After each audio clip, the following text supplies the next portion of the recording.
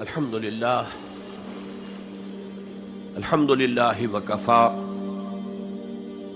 والصلاة والسلام علی عباده الذین اصطفى خصوصا علی افضلهم وخاتم النبیین محمد الامین وعلی آلہ وصحبہ اجمعین.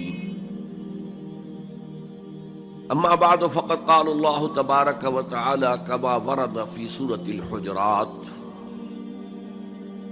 اعوذ باللہ من الشیطان الرجیم بسم اللہ الرحمن الرحیم.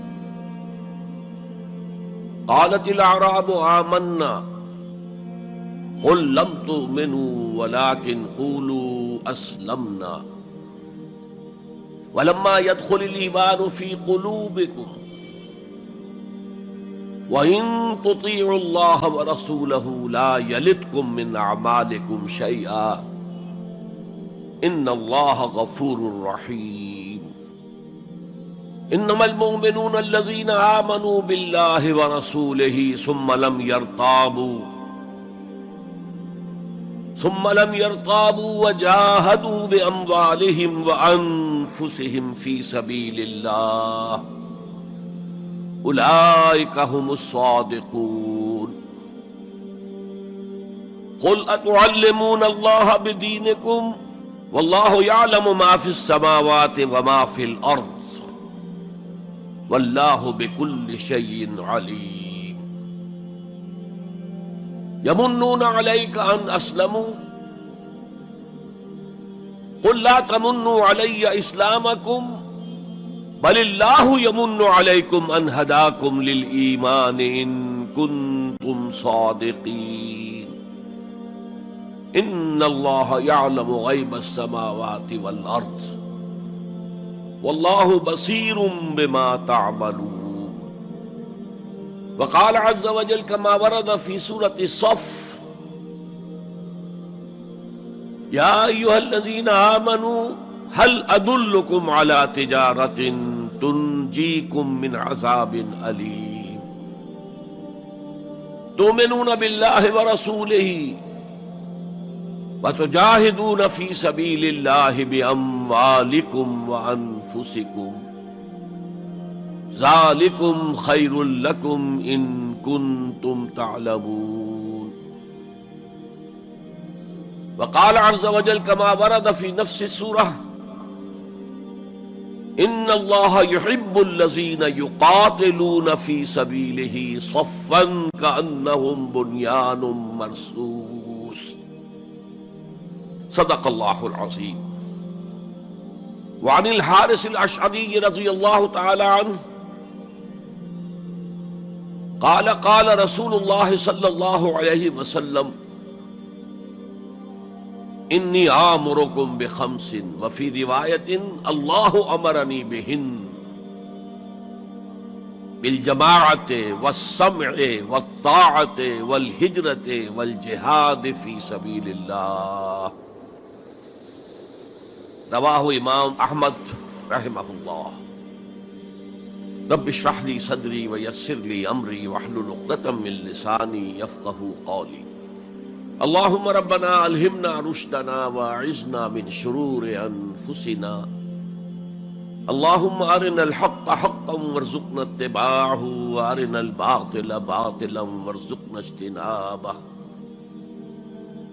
اللہم نور قلوبنا بالایمان واشرح صدورنا للاسلام.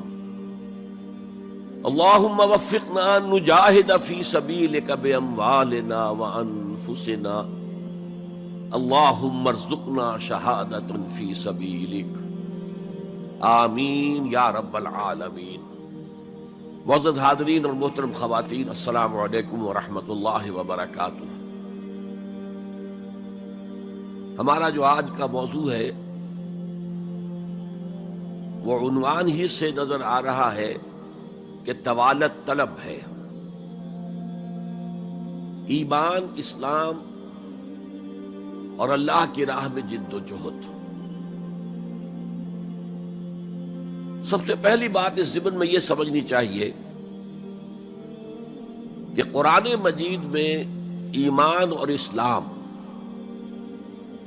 اور مومن اور مسلم تقریباً ہم معنی اور مترادف الفاظ کے طور پر استعمال ہوئے،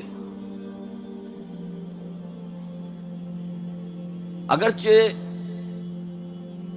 ایمان کا زیادہ تعلق انسان کے باطن سے ہے، اس کے ذہن سے ہے، قلب سے ہے، اور اسلام کا زیادہ تعلق اس کے عمل سے ہے، تاہم جس شخص کے دل میں ایمان ہے اور عمل میں اسلام ہے، اسے آپ مومن کہیں یا مسلم کہیں کوئی فرق واقع نہیں ہوتا۔ Call the rose by any name, it will smell as sweet۔ لیکن یہ کہ اگر دو اصطلاحیں ہیں قرآن کی اور ہمارے دین کی، تو لازماً ان میں کوئی فرق ہے، اور یہ جو آج ہم جس کا مطالعہ کر رہے ہیں، یہ مقام قرآن حکیم کا اہم ترین مقام ہے اس خاص مضمون کے اعتبار سے۔ یہ وضاحت میں نے اس لیے کر دی کہ خاص مضمون کے اعتبار سے کہ قرآن کا کوئی ایک لفظ بھی غیر اہم نہیں ہے، لیکن مختلف موضوعات کے اعتبار سے مختلف مقامات کو سب سے بڑھ کر اہمیت کا حامل قرار دیا جا سکتا ہے۔ تو خاص اس موضوع پر، ایمان اور اسلام کے فرق پر، یہ مقام قرآن حکیم کا اہم ترین مقام ہے۔ قالت الاعراب آمنا، یہ بدو لوگ کہہ رہے ہیں ہم ایمان لے آئے۔ قل لم تؤمنوا، اے نبی ان سے کہہ دیجئے تم ایمان ہرگز نہیں لائے ہو۔ شاید بعض حضرات سوچے یہ ہرگز کا لفظ تم نے کہاں سے ایڈ کر دیا؟ تو عربی میں فعل ماضی کی نفی کا ایک طریقہ یہ ہے کہ ماضی ہی کے صیغے پر ما کا اضافہ کر دے، ما آمنتم، تم ایمان نہیں لائے ہو۔ لیکن فعل مضارع سے قبل لم لایا جائے تو یہ ماضی کی نفی ہے انتہائی تاکیدی۔ لم تؤمنوا، ما آمنتم نہیں کہا، لم تؤمنوا، تم ہرگز ایمان نہیں لائے ہو۔ ولیکن قولوا اسلمنا، ہاں یوں کہو کہ ہم اسلام لے آئے ہیں، یا ہم نے اطاعت قبول کر لی ہے، ہم نے سرنڈر کر دیا ہے، اسلام کی، اسلامی ریاست کی بالادستی قبول کر لی ہے۔ ولیکن قولوا اسلمنا، اور اب دیکھیے نہایت تاکیدی نفی پہلے ہو چکی ہے، لم تؤمنوا، پھر مزید تاکید ولما يدخل الایمان فی قلوبکم، ابھی تک ایمان تمہارے دلوں میں ہرگز داخل نہیں ہوا۔ یہ پھر لما، لم کا اضافہ ہے۔ یہ مقام ہے جہاں ان دونوں چیزوں کو بالکل علیحدہ کر کے ایک دوسرے کے مقابل میں لے آئے۔ ثابت ہوا ایمان کچھ اور ہے، اسلام کچھ اور ہے۔ ذرا نوٹ کر لیجئے کہ قرآن مجید میں یا اسلام کی اصطلاحات میں تین جوڑے ایسے ہیں کہ جن میں عام اور خاص کی نسبت ہے۔ ایمان خاص ہے، اسلام عام ہے، یعنی ہر مومن تو لازماً مسلم ہے، ہر مسلم لازماً مومن نہیں ہے۔ یہی معاملہ نبی اور رسول کا ہے۔ نبی عام ہے، رسول خاص ہے۔ ہر رسول تو لازماً نبی ہے، لیکن ہر نبی لازماً رسول نہیں ہے۔ یہی معاملہ جہاد اور قتال کا ہے۔ قتال تو لازماً جہاد ہے، لیکن جہاد لازماً قتال نہیں ہے۔ ان اصطلاحات کے بارے میں بہت خوبصورت بات کہی ہے مفسرین نے، اذا التقیا خالفا واذا خالفا اجتمعا۔ جب یہ اصطلاحات سامنے سامنے آتی ہے، ایک دوسرے کے آمنے سامنے، تو ان کے مفہوم میں اختلاف ہو جاتا ہے۔ لیکن علیحدہ علیحدہ آ رہی ہو، یہاں پر اکیلی اصطلاح ایمان ہے، یہاں پر اکیلی اصطلاح اسلام ہے، تو ان کے معنی تقریباً ایک ہو جاتے ہیں۔ اور دوسرے یہ کہ یہ اصطلاحات جو ہے جوڑے، یہ ایک دوسرے کی جگہ پر استعمال ہو جاتے ہیں۔ تو ایمان کی جگہ اسلام، اسلام کی جگہ ایمان، یہ استعمال کیے جا سکتے ہیں۔ اور جیسا کہ میں نے شروع میں کہا، یہ دونوں تقریباً قرآن کے عام اسلوب کے اعتبار سے مترادف رحمانی الفاظ ہیں، لیکن یہاں انہیں بالکل علیحدہ کر دیا گیا ہے۔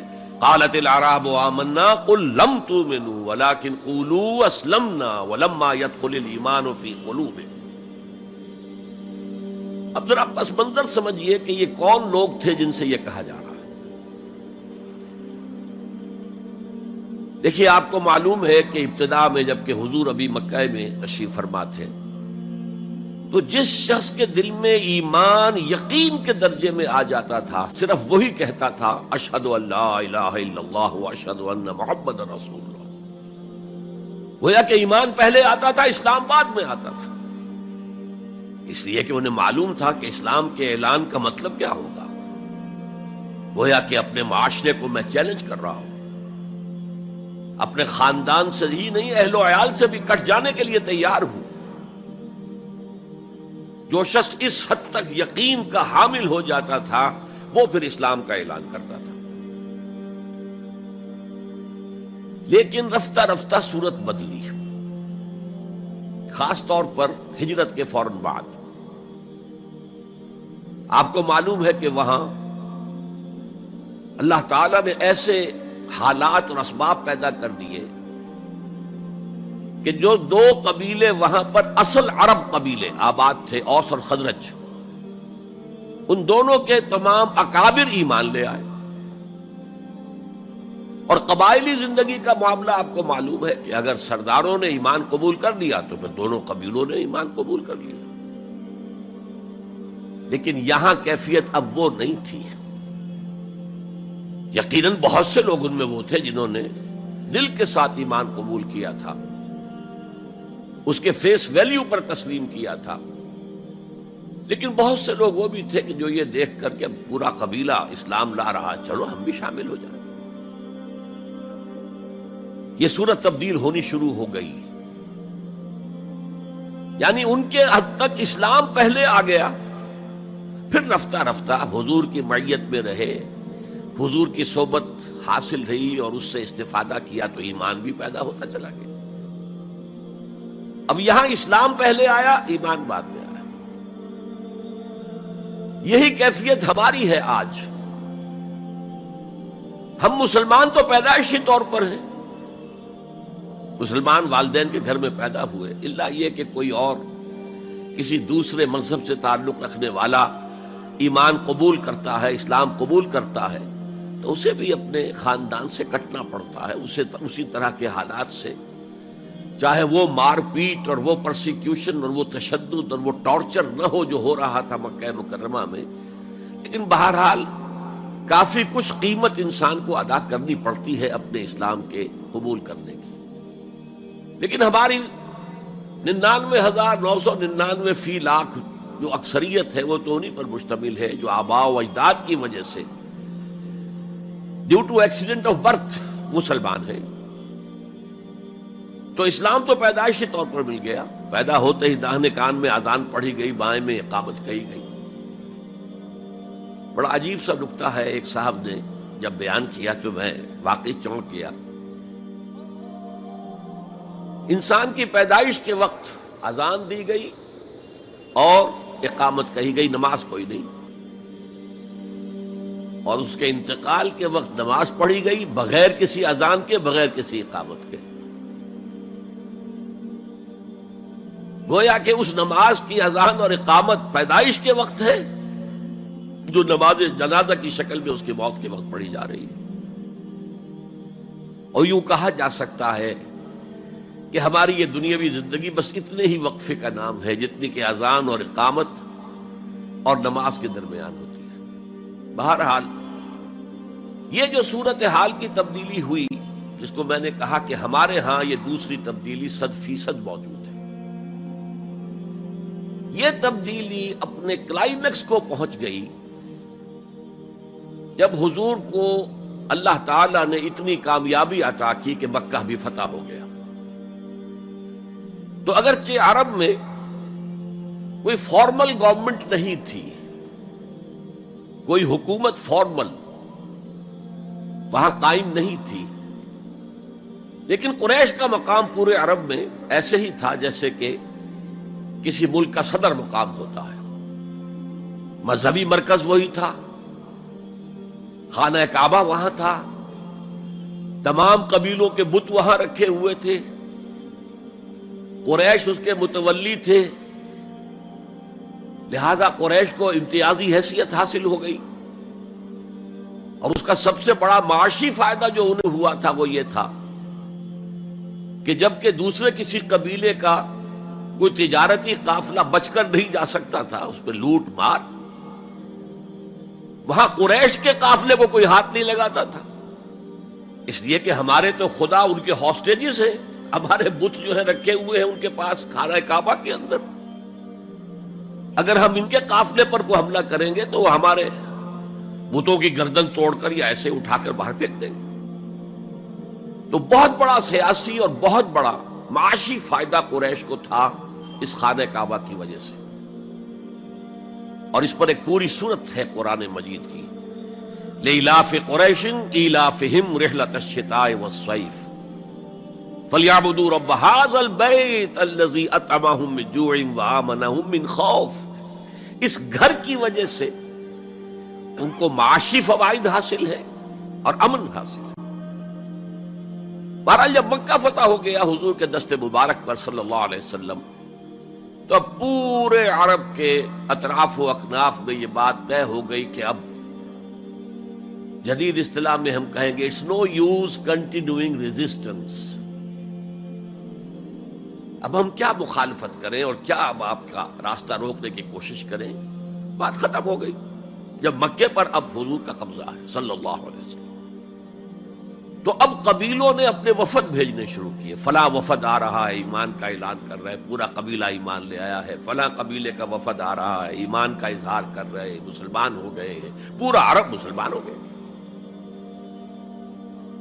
اب یہ لوگ جو ایمان لا رہے تھے، اور ایمان لانے کا مطلب کیا ہے؟ صرف یہ کہہ دینا اشہد ان لا الہ الا اللہ واشہد ان محمد رسول اللہ صلی اللہ علیہ وسلم،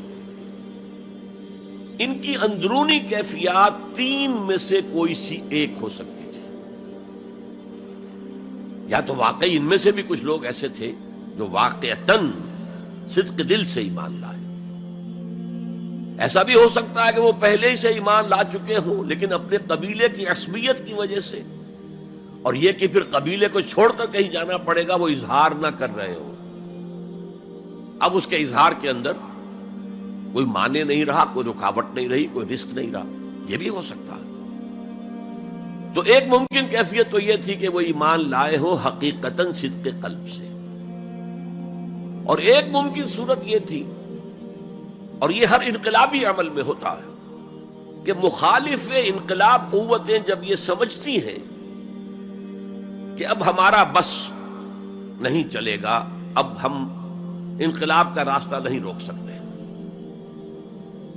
تو بظاہر سرنڈر کر دیتے ہیں، لیکن دلوں میں ایک ارادہ ہوتا ہے دیکھیں گے کوئی موقع ملا، وہ حالات بدلے تو پھر ان سے نبٹ لیں گے۔ اگر کسی نے اس نیت سے اسلام کا اظہار کیا تو وہ گویا کہ منافق تھا، لیکن بہت سے لوگوں کی کیفیت ہو سکتی ہے نظری اعتبار سے کہ نہ مثبت طور پر ایمان ہے نہ منفی طور پر نفاق ہے، کوئی دھوکہ دینے کا ارادہ بھی نہیں ہے، کوئی صرف ٹائم گین کرنے کے لیے اسلام کا اظہار نہیں کیا ہے، تو گویا کہ یہ پازیٹو ویلیو ایمان کی +1 +2 +3 +4 ایمان کے درجے ہیں، ایک عام آدمی کا ایمان ہے، ایک ابو بکر صدیق کا ایمان ہے، زمین و آسمان کا فرق ہے۔ خود صحابہ میں یہ درجہ بندی تھی، اور ہم تو اپنے ایمان سے کیا نسبت اور کیا تناسب قائم کریں گے صحابہ کے ایمان کے ساتھ، بالخصوص ابو بکر صدیق جیسے صدیق اکبر کے ایمان کے ساتھ رضی اللہ تعالی عنہ۔ اسی طرح -1 -2 -3 -4 یہ منافقت کے درجے ہیں. کس درجے کا نفاق ہے، کس درجے میں ڈٹرمینیشن ہے کہ we have only to buy time, اب اس کے سوا چارہ نہیں ہے، اب ہم ریزسٹ نہیں کر سکتے. It's no use continuing resistance. سر جھکا لو and wait for some occasion, opportunity, کہ پھر کھڑے ہو اور اس انقلاب کو انڈو کر دیں، ختم کر دیں. کاؤنٹر ریولوشنری موومنٹ جیسی کہ بالفعل ہوئی. جھوٹے نبی کھڑے ہو گئے، اور ایک مرحلہ تو ایسا آیا کہ معلوم ہوتا تھا کہ پورا عرب مرتد ہو گیا. جیسے وہ شکل تھی اذا جاء نصر اللہ والفتح ورأیت الناس يدخلون فی دین اللہ افواجا، اس کے بالکل برعکس پوزیشن ہو گئی، یخرجون من دین اللہ افواجا. اسلام جو ہے وہ صرف چند شہر جو ہیں حجاز کے ان تک محدود رہ گیا. ابن تیمیہ رحمۃ اللہ علیہ نے ایک عنوان قائم کیا ہے، اثبات الاسلام بغیر الایمان. اسلام کا اثبات، تسلیم کر لینا اسلام کو بغیر ایمان کے. اس آیت کے حوالے سے قالت الاعراب آمنا قل لم تؤمنوا ولكن قولوا اسلمنا ولما يدخل الايمان في قلوبكم. اب اگلا ٹکڑا اس آیت کا یہ ثابت کر رہا ہے کہ وہ منافق نہیں تھے.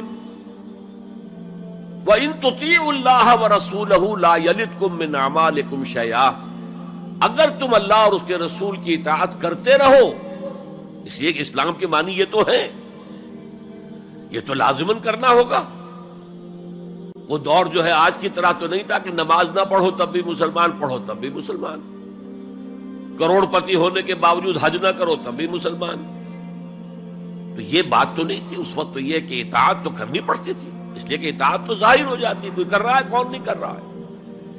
ایک چھوٹی سی بستی مدینے کی، ان میں کون نماز پڑھ رہا ہے کون نہیں پڑھ رہا صاف واضح ہوتا تھا. لہذا منافقین کو بھی آ کر نماز پڑھنی پڑتی تھی، بلکہ جو رئیس المنافقین تھا وہ ہمیشہ پہلی صف میں ہوتا تھا.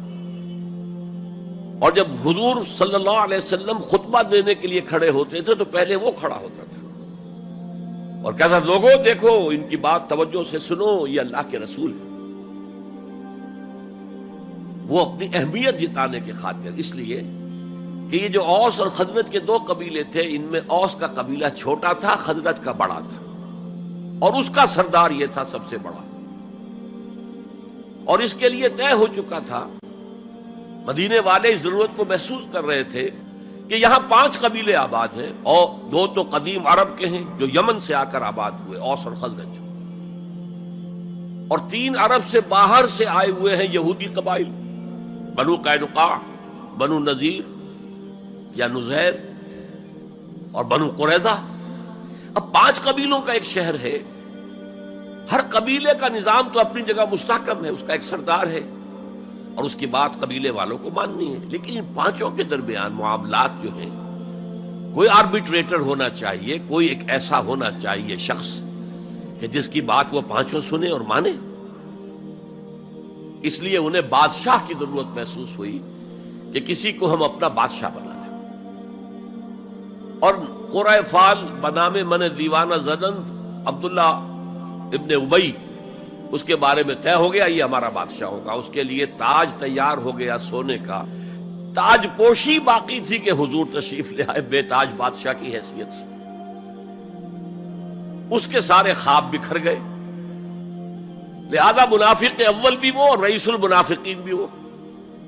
ایمان تو وہ بھی لے آیا، اگرچہ لایا ذرا لیٹ غزوہ بدر کے بعد، لیکن یہ ہے کہ وہ ایمان لایا تھا اسی انداز کا کہ ابھی دیکھیں گے، ہوا دیکھو، ہوا کا رخ دیکھو، تیل کی دھار دیکھو، کوئی حالت ایسی ہو جائے کہ پھر یہ معاملہ تلپٹ کر دیا جائے.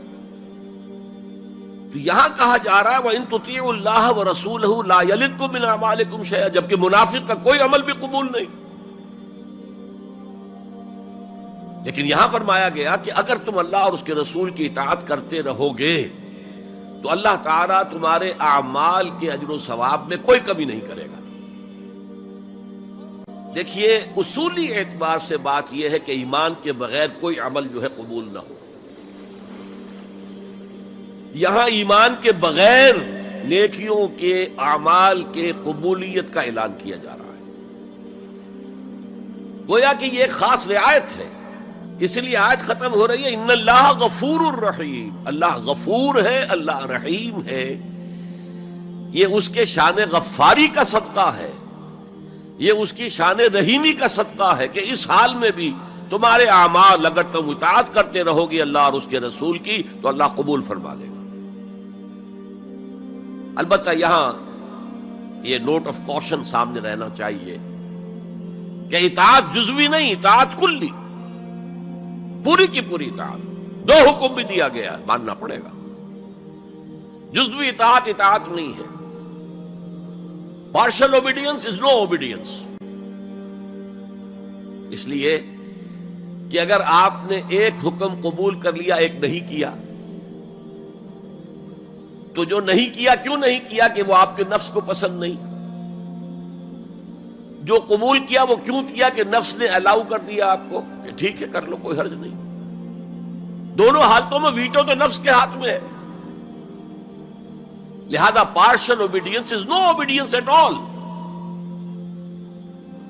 چنانچہ اس پر جو وعید آئی ہے سورہ بقرہ کی آیت نمبر 85 میں، افتؤمنون ببعض الکتاب وتکفرون ببعض،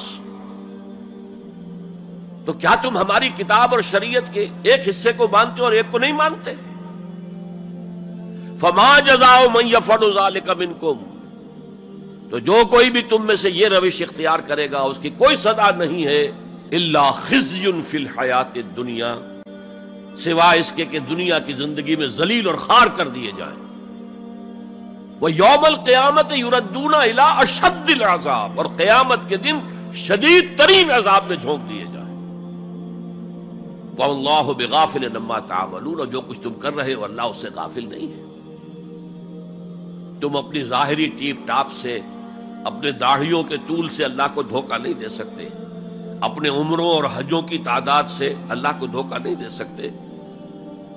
He sees you through and through، تمہارے باطن کو دیکھتا ہے، تمہارے دل کو دیکھتا ہے، اسے معلوم ہے کہ تم نے حج تو کیا، حرام کی کمائی سے کیا ہے۔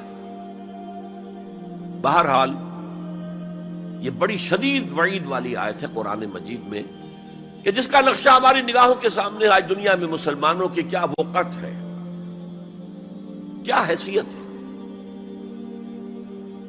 1.25 ارب سے لے کر 1.5 ارب تک کی تعداد ہے جو آنکی جاتی ہے مسلمانوں کی دنیا میں۔ گویا کہ ہر چوتھا یا ہر 5واں انسان مسلمان ہے۔ کتنا بڑا رقبہ ان کے قدم و تلے ہے۔ ہر طرح کے وسائل اللہ نے مہیا کیے ہیں، معدنیات، نباتات، پھر جو آج کی سب سے بڑی دولت تیل، اس کے سب سے بڑے ذخیرے مسلمانوں کے قدم و تلے ہیں۔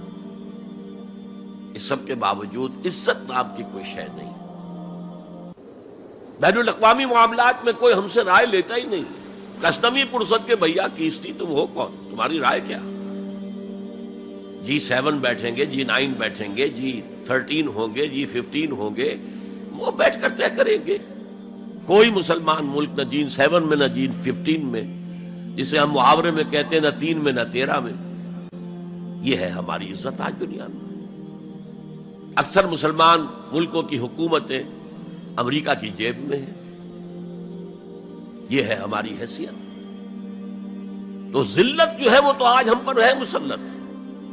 فما جزاء من یفعل ذلک منکم الا خزی فی الحیات الدنیا ویوم القیامت۔ اب یہ قیامت کے دن کی بات جو اللہ فرما رہے ہیں، دعا ہی کی جا سکتی ہے کہ اللہ تعالیٰ اس سے بچا لے، کرم فرمائے، اپنی شان غفاری اور شان رحیمی سے ہمیں اس روز کی ذلت سے اور شدید ترین عذاب میں جھونک دیے جانے کی جو یہاں پر خبر سنائی جا رہی ہے، وعید سنائی جا رہی ہے، اللہ تعالیٰ اس سے بچا لے۔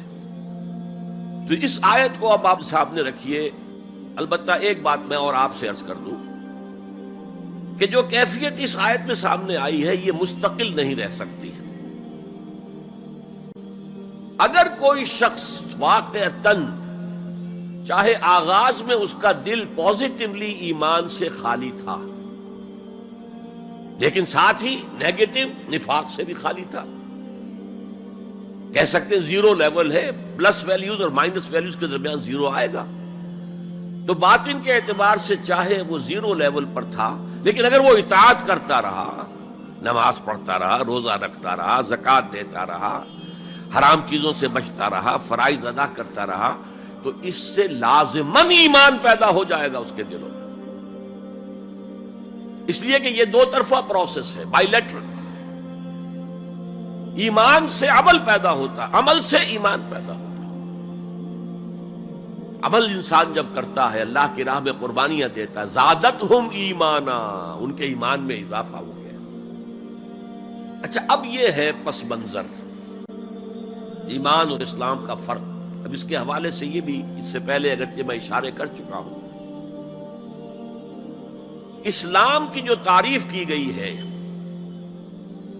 متفق علیہ روایت ہے حضرت عبداللہ ابن عمر سے رضی اللہ تعالی عنہما، بنی الاسلام علی خمس، اسلام کی عمارت 5 چیزوں پر قائم ہے. شہادت اللہ الہ الا اللہ وان محمد رسول اللہ، وإقام الصلاۃ وإیتاء الزکوٰۃ وصوم رمضان وحج البیت من استطاع الیہ سبیلا. کلمہ شہادت ہے کہ میں گواہی دیتا ہوں اللہ کے سوا کوئی معبود نہیں، اور میں گواہی دیتا ہوں کہ محمد صلی اللہ علیہ وسلم اللہ کے رسول ہیں. پھر 4 عبادات ہیں، نماز ہے، روزہ ہے، زکوٰۃ ہے، حج ہے. تو اسلام جو ہے دنیا میں قائم ہے ان 5 بنیادوں پر. اب ان میں خاص طور پر دیکھیے لفظ ایمان کہیں نہیں آیا.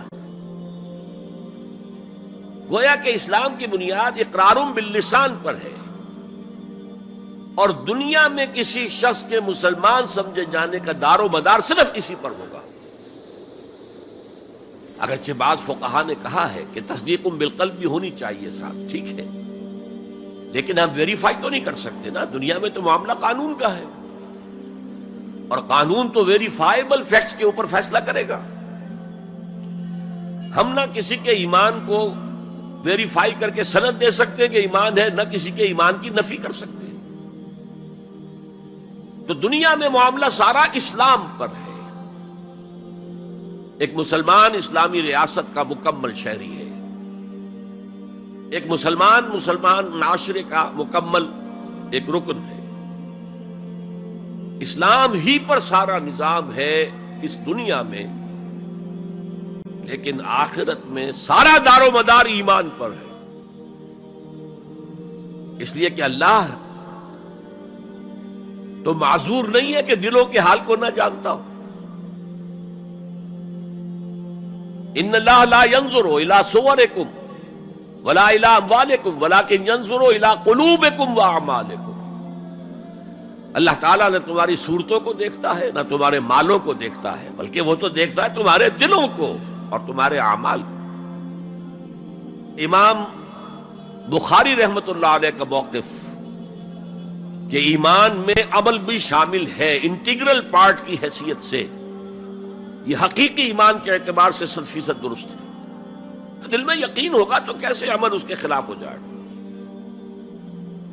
لیکن لیگل اور کانسٹیٹیوشنل لیول پر، جسے ہم اسلام کہیں گے، عمل علیحدہ ہے، ایمان علیحدہ ہے. اور ایمان حقیقی گھٹتا بھی ہے، بڑھتا بھی ہے. زادتہم ایمانا وما زادہم الا ایمانا وتسلیما، سورہ احزاب میں فرمایا کہ وہ جو 12,000 کا لشکر آ گیا تھا اور ایک شدید صورت پیدا ہو گئی تھی، اور محسوس ہوتا تھا perhaps this is the end، جیسے کہ ایک چراغ جل رہا ہے میدان میں رکھا ہوا اور جھکڑ چل رہا ہے بجھانے کے لیے. تو منافقین کا نفاق ان کی زبانوں پر آ گیا. ما وعدنا اللہ ورسولہ الا غرورا، ہم سے اللہ اور اس کے رسول نے جو وعدے کیے تھے وہ سب جھوٹے ثابت ہوئے. ہم سے کہا گیا تھا قیصر و کسریٰ کے خزانے تمہارے قدموں میں ہوں گے، اور آج کیا ہے، ہم رفع حاجت کے لیے باہر نہیں جا سکتے. تو منافقین کے اندر کا روگ جو تھا وہ ان کی زبانوں پر آ گیا. اور اہل ایمان کا معاملہ کیا ہوا؟ انہوں نے جب دیکھا لما راول احزاب قالوا ھذا ما وعدنا اللہ ورسولہ، انہوں نے کہا یہی تو ہے جس کا ہم سے اللہ اور اس کے رسول نے وعدہ کیا تھا. یہ آیت تو سورہ بقرہ میں نازل ہو چکی تھی. وَلَنَبْلُوَنَّكُمْ بِشَيْءٍ مِّنَ الْخَوْفِ وَالْجُوعِ وَنَقْصٍ مِّنَ الْأَمْوَالِ وَالْأَنفُسِ وَالثَّمَرَاتِ وَبَشِّرِ الصَّابِرِينَ، ہم لازماً آزمائیں گے تمہیں، لازماً آزمائیں گے، خوف سے، بھوک سے، فقر و فاقے سے، جان اور مال اور ثمرات کے ضیاع سے اور زیاں سے۔ فصل تیار کھڑی ہے اور عین وقت آ گیا ہے جنگ کا، اور وقت پر فصل کھجور کی اتاری نہ گئی تو تباہ ہو جائے گی، لیکن نہیں، نکلنا ہے۔ یہی معاملہ تھا جو کہ تبوک کے موقع پر ہوا ہے۔ قحط کی کیفیت تھی اور اب فصل تیار تھی، اب ساری امیدیں اس فصل پر تھی، کھجور کی، لیکن ظاہر ہے کہ کھجور کی فصل اتارنا کوئی عام خواتین کا کام تو نہیں ہے، لیکن مردوں سے کہا جا رہا نکلو اللہ کی راہ میں، سب کے سب۔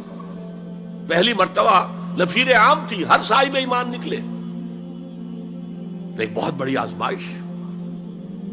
تو جو راسخ الایمان تھے، صادق الایمان تھے، ان کا رد عمل سچویشن ایک ہی ہے۔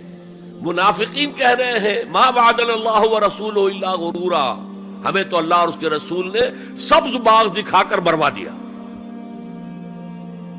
اور اہل ایمان کہہ رہے ہیں ھذا ما وعدنا اللہ ورسولہ وصدق اللہ ورسولہ وما زادہم الا ایمانا وتسلیما، اور ان میں نہیں کوئی شے بڑی مگر ایمان اور تسلیم کے۔ جبکہ وہ جو ایک کانسٹیٹیوشنل ایمان ہے وہ ایک جامد شے ہے، it's a legal status that you get as a Muslim, تو یہ اسٹیٹس نہ گھٹتا ہے نہ بڑھتا ہے۔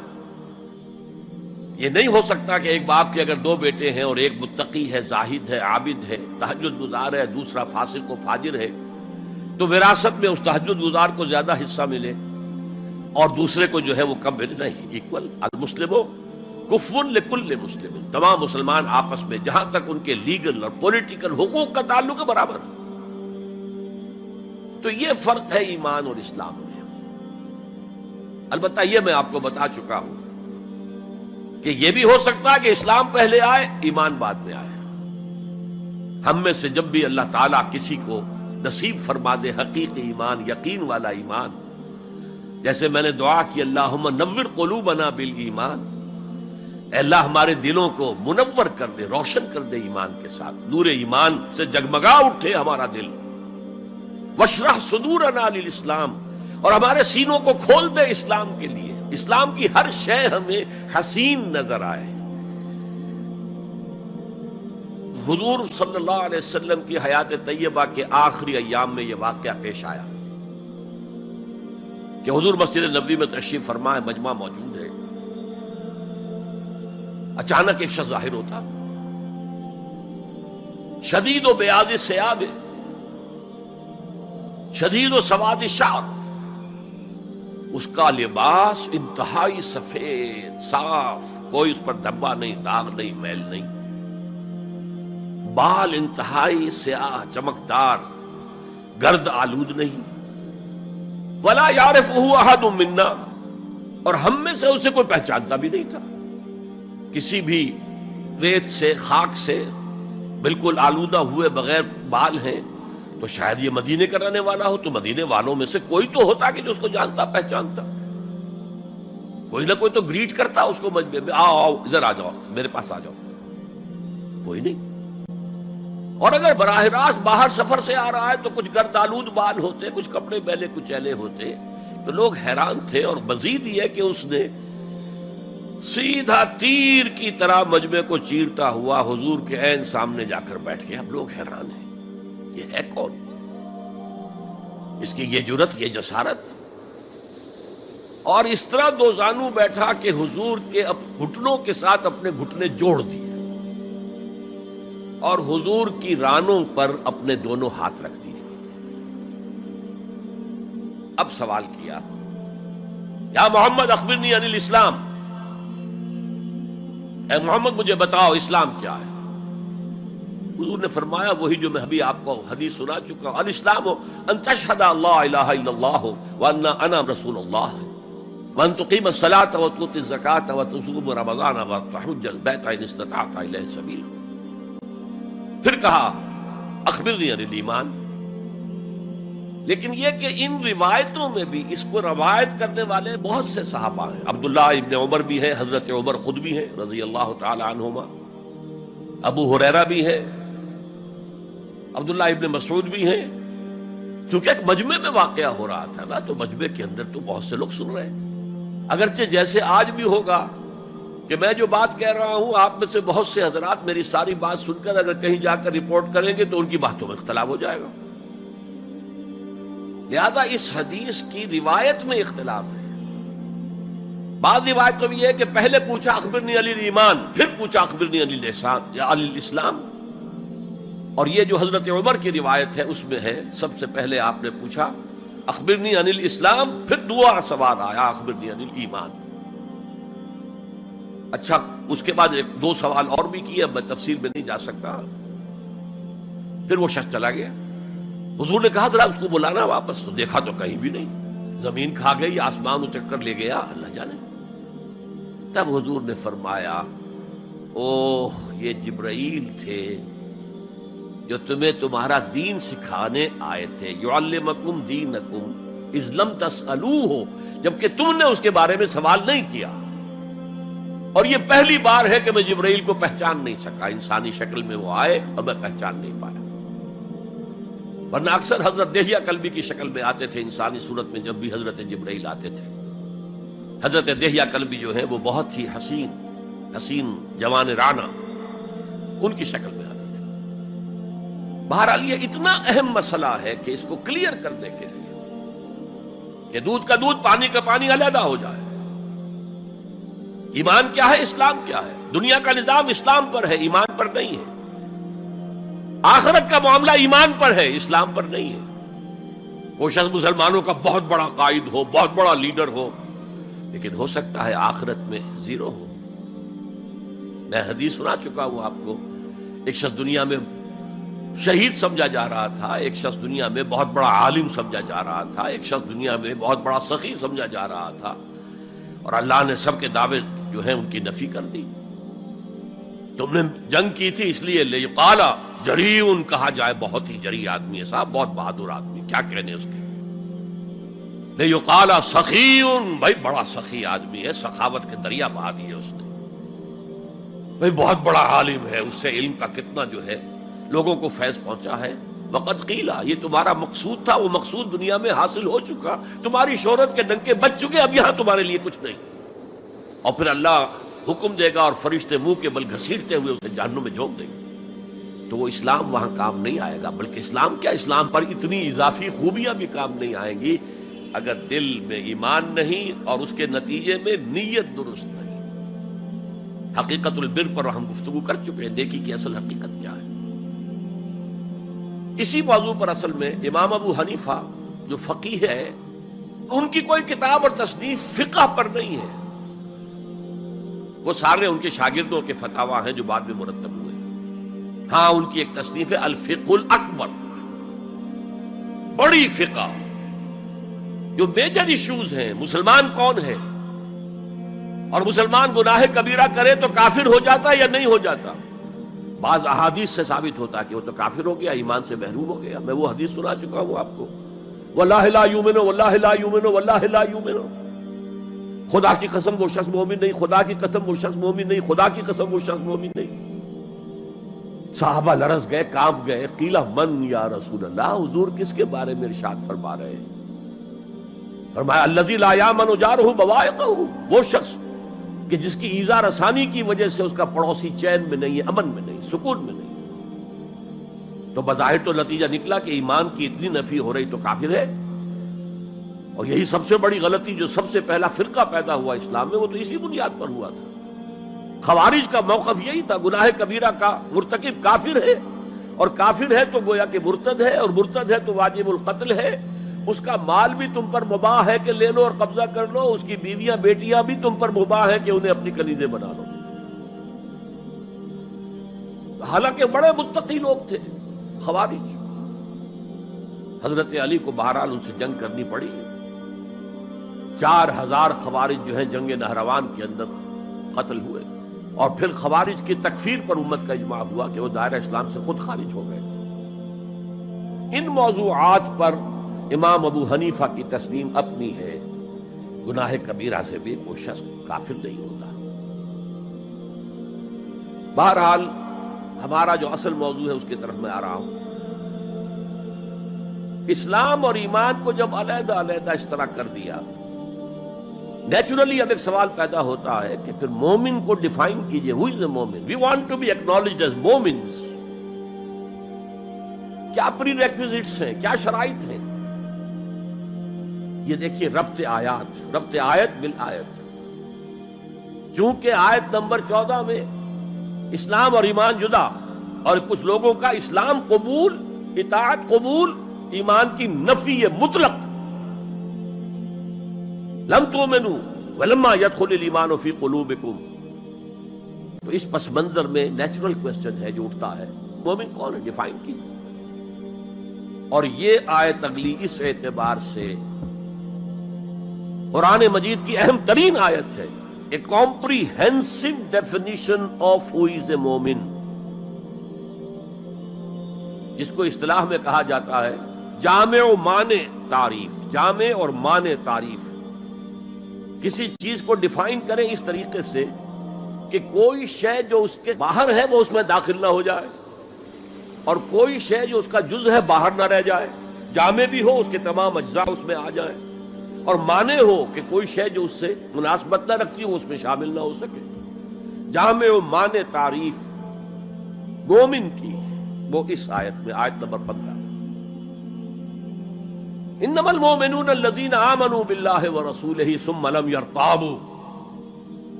اب یہاں بھی وہ اسلوب حصر ہے، انما.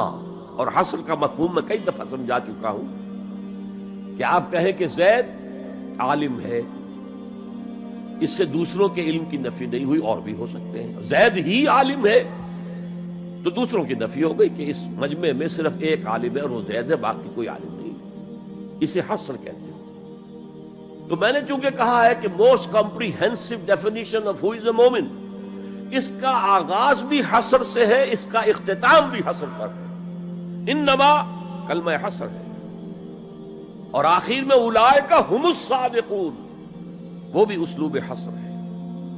انما المؤمنون الذین آمنوا باللہ ورسولہ ثم لم یرتابوا. مومن تو صرف وہ ہے جو ایمان لائے اللہ پر اور اس کے رسول پر، پھر شک میں ہرگز نہیں پڑے. یہ پھر لم آ گیا، یہاں مرتابو نہیں آیا، لم یرتابو، ہرگز شک میں نہیں پڑے.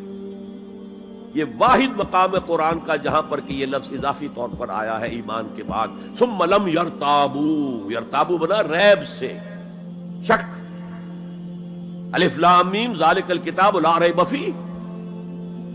ارتابا یرتابو، شک میں پڑ جانا. ثم لم یرتابو، پھر شک میں ہرگز نہیں پڑے. ان کا دل ایمان پر یقین کے ساتھ معمور ہو گیا. چنانچہ پازیٹیو انداز میں یہی شان بیان ہوئی ہے صحابہ کی اکثریت کی اسی سورہ حجرات میں. فرمایا گیا صحابہ کرام سے وَلَٰكِنَّ اللَّهَ حَبَّبَ إِلَيْكُمُ الْإِيمَانَ وَزَيَّنَهُ فِي قُلُوبِكُمْ. اللہ نے تو تمہارے نزدیک ایمان کو محبوب بنا دیا ہے اور تمہارے دلوں میں کھبا دیا ہے. مزین کر دیا تمہارے دلوں کو ایمان سے، منور کر دیا تمہارے دلوں کو ایمان سے. تو یہاں فرمایا انما المؤمنون الذین آمنوا باللہ ورسولہ ثم لم یرتابوا، اضافی شرط. وجاہدوا باموالہم وانفسہم فی سبیل اللہ، اور جہاد کیا انہوں نے اپنے مالوں کے ساتھ اور جانوں کے ساتھ اللہ کی راہ میں. یہ دوسری شرط لازم. گویا جہاد کے بغیر کوئی ایمان نہیں. یہ جامع و مانع تعریف ہے. اولئک ھم الصادقون، صرف یہ لوگ سچے ہیں. یہ اگر دعویٰ کریں آمنا تو ٹھیک ہے، ان کا دعویٰ صحیح ہے، درست ہے، لیکن یہ دو پری ریکوزٹس پورے کرنے ہوں گے. اب اس کو میں سمجھانے کے لیے کہا کرتا ہوں کہ دیکھیے یہ 5 ارکان تو اسلام کے ہو گئے، کلمہ شہادت، نماز، روزہ، حج، زکوٰۃ. اس میں جب حقیقی ایمان دلوں میں اتر جائے گا تو ایک تو رکن یہاں اضافی ہو جائے گا، یقین قلب. صرف گواہی نہیں، صرف وربل اٹیسٹیشن نہیں، یقین قلب بھی. اور دوسرا عمل میں آ جائے گا جہاد فی سبیل اللہ. وہ پانچوں ارکان قائم رہیں گے. اسلام عام ہے، ایمان خاص ہے، تو اسلام کے 5 ارکان تو ہیں موجود، وہ تو شامل رہیں گے. اگرچہ ظاہر بات ہے جب دل میں یقین پیدا ہو جائے گا تو اب نماز کی شان کچھ اور ہوگی. ایک ہے چھدا اتارا جا رہا ہے، بس نماز ایک فقہی جو ہے وہ ہم نے ادا کر دی ہے، جس کو کہا گیا ہے کہ جیسے مرغا ٹھونگے مارتا ہے ایسے سجدے کیے ہیں اور گئے. ایک نماز وہ ہوگی جسے حضور نے کہا الصلاۃ معراج المومنین.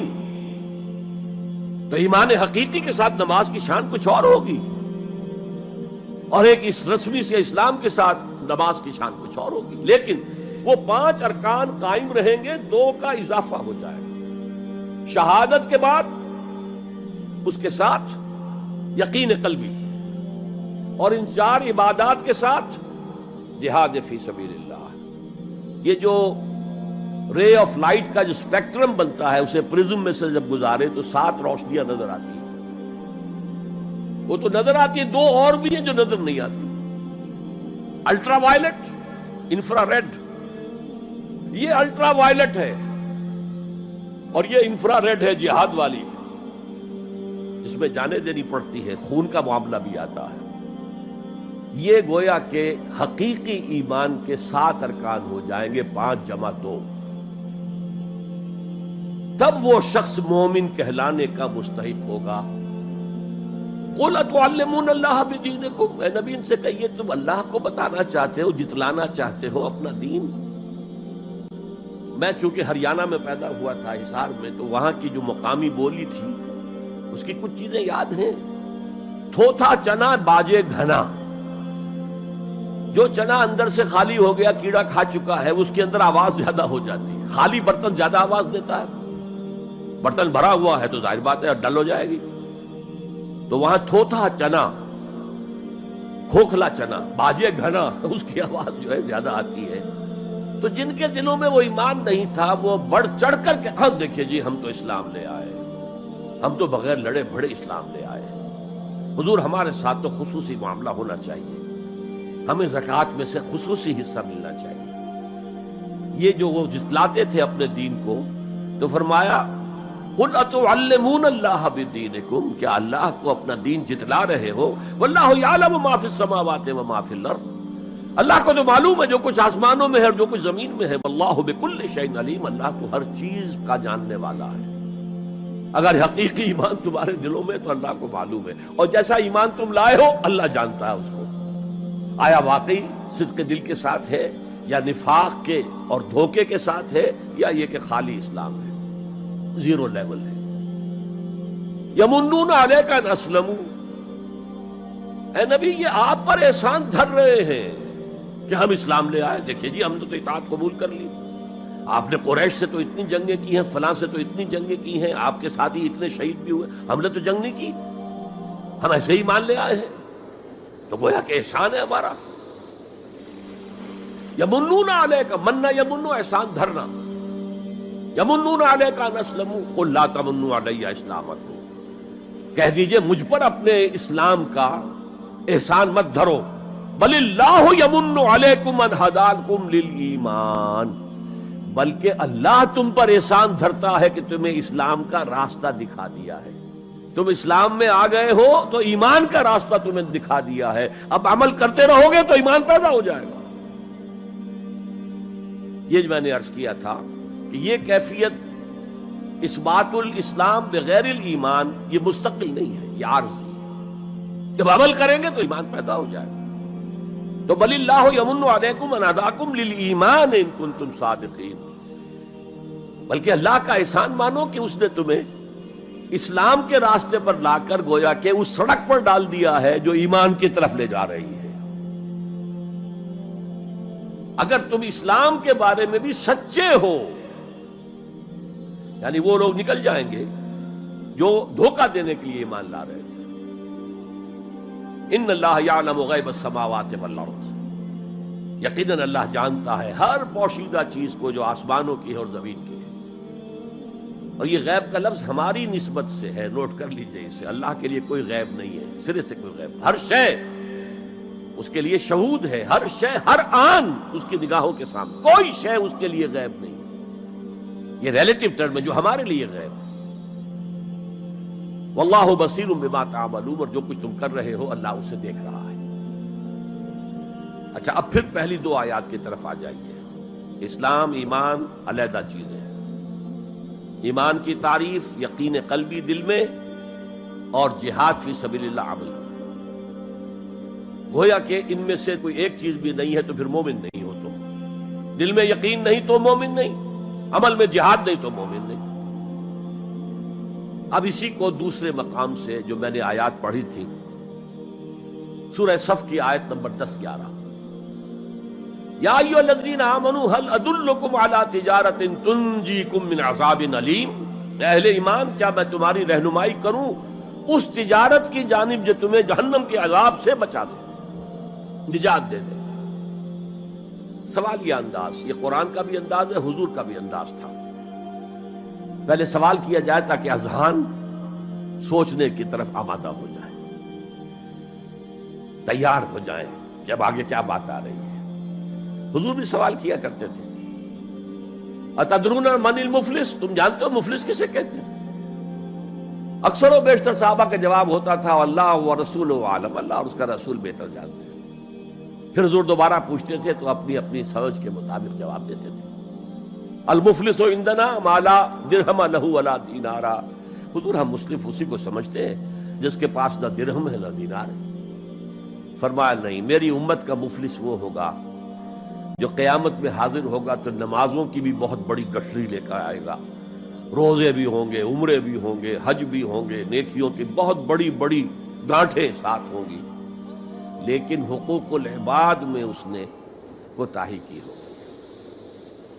قد اکل مال ھذا، اس شخص کا مال ہڑپ کر لیا ہوگا غلط طریقے سے، بہنوں کا حصہ وراثت میں کھا لیا ہوگا، کسی پر تہمت لگائی ہوگی، کسی کی غیبت کی ہوگی، اور وہ سارے دعوے دار جمع ہو جائے، اللہ اس شخص نے میرے ساتھ یہ کیا، اللہ اس شخص نے میرے ساتھ یہ کیا، تو اس کی نیکیاں سب دے دی جائیں گی. اچھا بھائی، وہاں کوئی اور کرنسی تو ہے نہیں کہ اتنے ہزار جرمانہ یا اتنا لاکھ جرمانہ. اچھا تم اس کی نمازیں لے جاؤ، تم اس کے روزے لے جاؤ، تم اس کے حج اور عمرے لے جاؤ، خالی ہو گیا. اور دعوے دار اب بھی باقی ہیں، تو ان کے گناہ اب ان کے حساب میں پڑنے شروع ہوں گے، اور وہ ان کے گناہوں کے بوجھ تلے دب کر جہنم میں جھونک دیا جائے. یہ مفلس ہے. یہ انداز تھا، یہ قرآن کا بھی انداز ہے اور یہی حضور کا انداز تھا. یا ایھا الذین آمنوا هل ادلکم علی تجارۃ تنجیکم من عذاب علیم. اے ایمان والو، اے ایمان کے دعوے دارو، یا اے وہ لوگوں جو ایمان قانونی حاصل کر چکے ہو، یا اے وہ مسلمانوں جن کی رسائی ابھی تک حقیقی ایمان تک نہیں ہوئی. یا ایھا الذین آمنوا هل ادلکم علی تجارۃ تنجیکم من عذاب علیم. کیا میں بتاؤں تمہیں وہ تجارت، وہ کاروبار جس کا نفع کیا ہوگا کہ جہنم سے چھٹکارا پا جاؤ. اب یہاں 1 منٹ رک کر توقف کر کے نظم کلام کے اعتبار سے ایک نتیجہ سامنے لے آئیے. اگر وہ تجارت نہیں کرو گے تو جہنم سے نجات کی امید یہ تمہاری وشفل تھنکنگ ہے، تمہاری آرزویں ہیں، تلک امانیہم، یہ ان کی خواہشات ہیں جنہوں نے عقیدوں کی شکل اختیار کر لی ہے. اللہ کا کلام ہے کہ اس میں کوئی شے جو ہے محض شاعرانہ لفاظی کے لیے یا شاعرانہ مبالغے کے لیے تو نہیں ہے نا. گنجینہ معنی کا طلسم اس کو سمجھیو جو لفظ کے غالب میرے اشعار میں آوے. تو قرآن میں جو لفظ آ رہا ہے وہ ہر لفظ اپنی جگہ پر معنی کا خزانہ ہے. هل ادلکم علی تجارۃ تنجیکم من عذاب علیم. اب جواب سنیے، تؤمنون باللہ ورسولہ، ایمان لاؤ اللہ پر اور اس کے رسول پر جیسا کہ ایمان لانے کا حق ہے. بات وہی ہو گئی نا، وہ پہلا تمہارا قانونی ایمان تھا، اصل ایمان کچھ اور ہے. اسی کو سورہ نساء میں فرمایا یا ایھا الذین آمنوا آمنوا باللہ ورسولہ والکتاب الذی نزل علی رسولہ والکتاب الذی انزل من قبل. اے ایمان کے دعوے دارو، ایمان لاؤ جیسا کہ ایمان لانے کا حق ہے، اللہ پر بھی اور اس کے رسول پر بھی، اور اس کتاب پر بھی جو اپنے رسول پر اس نے نازل فرمائی، اور اس کتاب پر بھی جو پہلے نازل کی تھی. تؤمنون باللہ ورسولہ وتجاہدون فی سبیل اللہ باموالکم وانفسکم. بالکل وہی آیت نمبر 15 بن گئی کہ نہیں سورہ حجرات کی؟ ایمان لاؤ اللہ پر، اس کے رسول پر، یا ایمان رکھو اللہ پر اس کے رسول پر جیسے کہ ایمان کا حق ہے، اور جہاد کرو اللہ کے راہ میں اپنی جانوں اور مالوں کے ساتھ. تؤمنون باللہ ورسولہ وتجاہدون فی سبیل اللہ باموالکم وانفسکم ذالکم خیر لکم ان کنتم تعلمون. یہی تمہارے حق میں بہتر ہے اگر تم سمجھو. اگرچہ بظاہر تو گھاٹے کا سودا ہے دنیاوی اعتبار سے، اللہ کی راہ میں جہاد کرنا جان کا اندیشہ، قتال کے لیے نکلنا جان کا، جو اگر بچ کے آ گئے تو ایک نئی زندگی سمجھیے، ورنہ انسان میدان جنگ میں جاتا ہے تو جان ہتھیلی پر رکھ کر جاتا ہے. مال مانگا جا رہا ہے اللہ کی راہ میں، مال دے کر دنیا میں تو بہرحال دولت کی کمی کا احساس ہوتا ہے نا. اگرچہ تمہیں گھاٹے کا سودا نظر آتا ہے، حقیقت میں یہی نفع کا سودا ہے اگر تمہارے پاس علم حقیقی ہے. اب ان دو مقامات سے جو نتیجہ میں نے نکالا، there can be no ایمان without jihad فی سبیل اللہ. There can be no salvation on the day of judgment without jihad فی سبیل اللہ. کس قدر اہم ہے جہاد فی سبیل اللہ کو اب سمجھنا، اس کے تقاضوں کو جاننا، اس کی شرائط کا فہم حاصل کرنا. اس ضمن میں جو دنیا میں آج غلط فہمیاں پھیلی ہوئی ہیں اور زبردستی پھیلائی بھی جا رہی ہیں جان بوجھ کر، اس کا اصل سبب ہم خود ہیں. ہماری بہت بڑی غلطی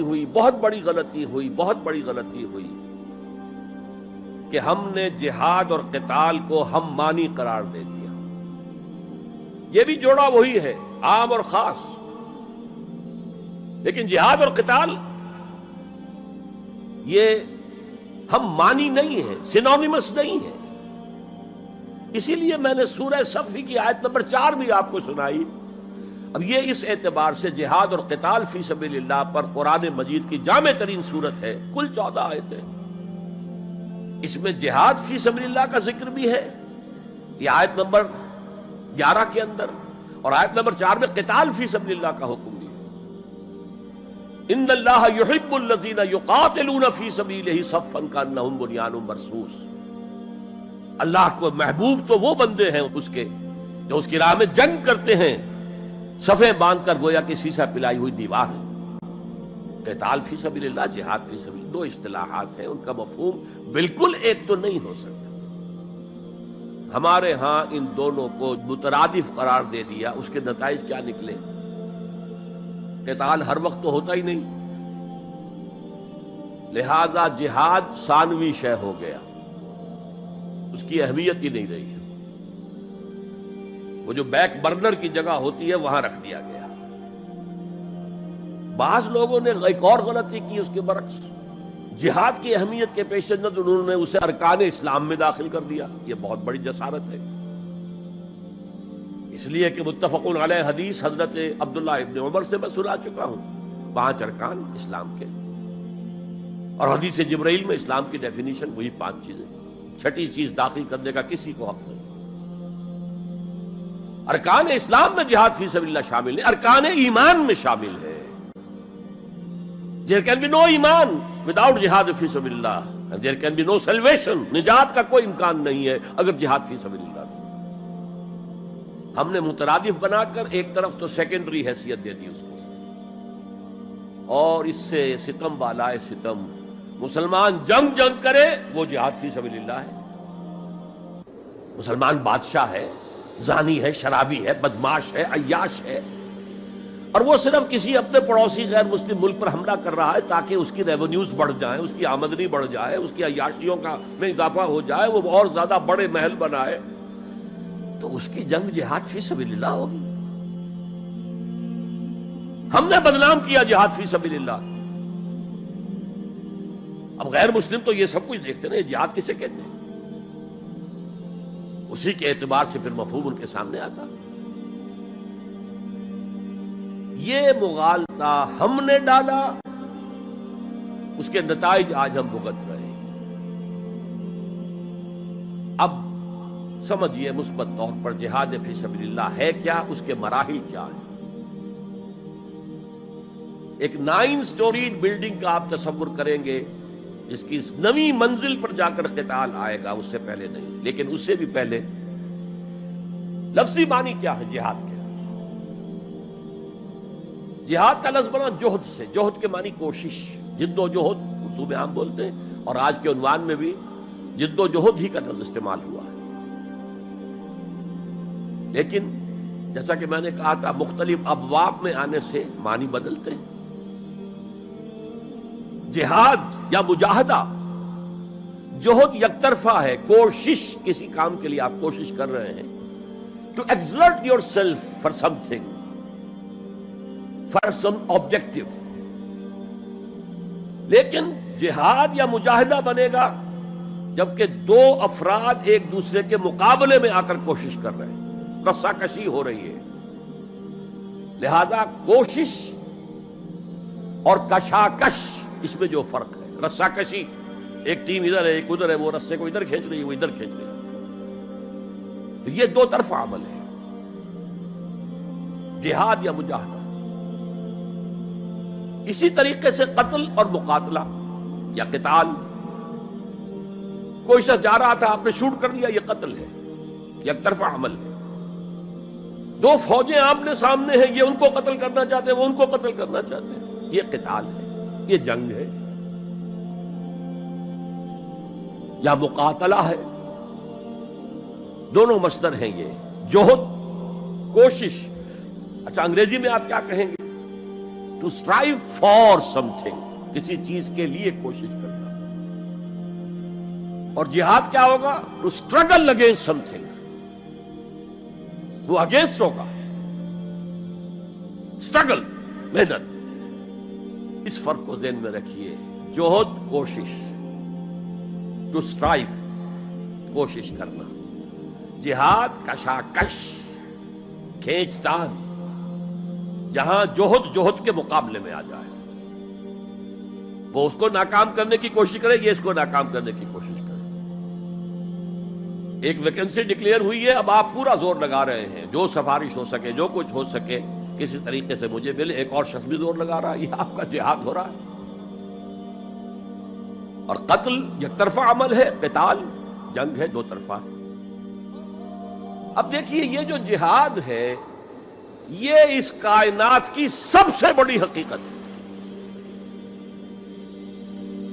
every living organism on this planet is continuously in جہاد. آپ خود کہتے ہیں اسٹرگل فار ایگزسٹنس، مقابلہ نہیں ہوتا اس میں. کاروبار میں مقابلہ ہو رہا ہے، ملازمتوں میں مقابلہ ہو رہا ہے، مقابلوں کے امتحان ہو رہے ہیں. حیوانات جرثومے چھوٹے چھوٹے سے، اسٹرگل فار ایگزسٹنس. اسے جہاد زندگانی کہیں گے آپ، جہاد زندگی. Every living creature, every living organism is engaged in continuous jihad, struggle for existence. اس کو جہاد زندگانی کا لفظ دیا اقبال نے. یقین محکم عمل پہم محبت فاتح عالم، جہاد زندگانی میں ہے یہ مردوں کی شمشیر. اچھا مسلمان بھی جب یہ کام کرتا ہے، جہد للبقاء، اسٹرگل فار ایگزسٹنس، اگر وہ شریعت کے احکام کے مطابق کر رہا ہے تو یہ عبادت ہے.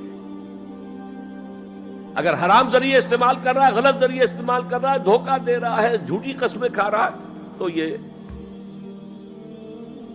حرام کے درجے میں چلا گیا. اور اگر آپ اپنی اس جہد بقا کو، جہاد وجود کو، جہاد زندگانی کو اسلام کے اصولوں کے مطابق کر رہے ہیں، یہ عبادت ہے.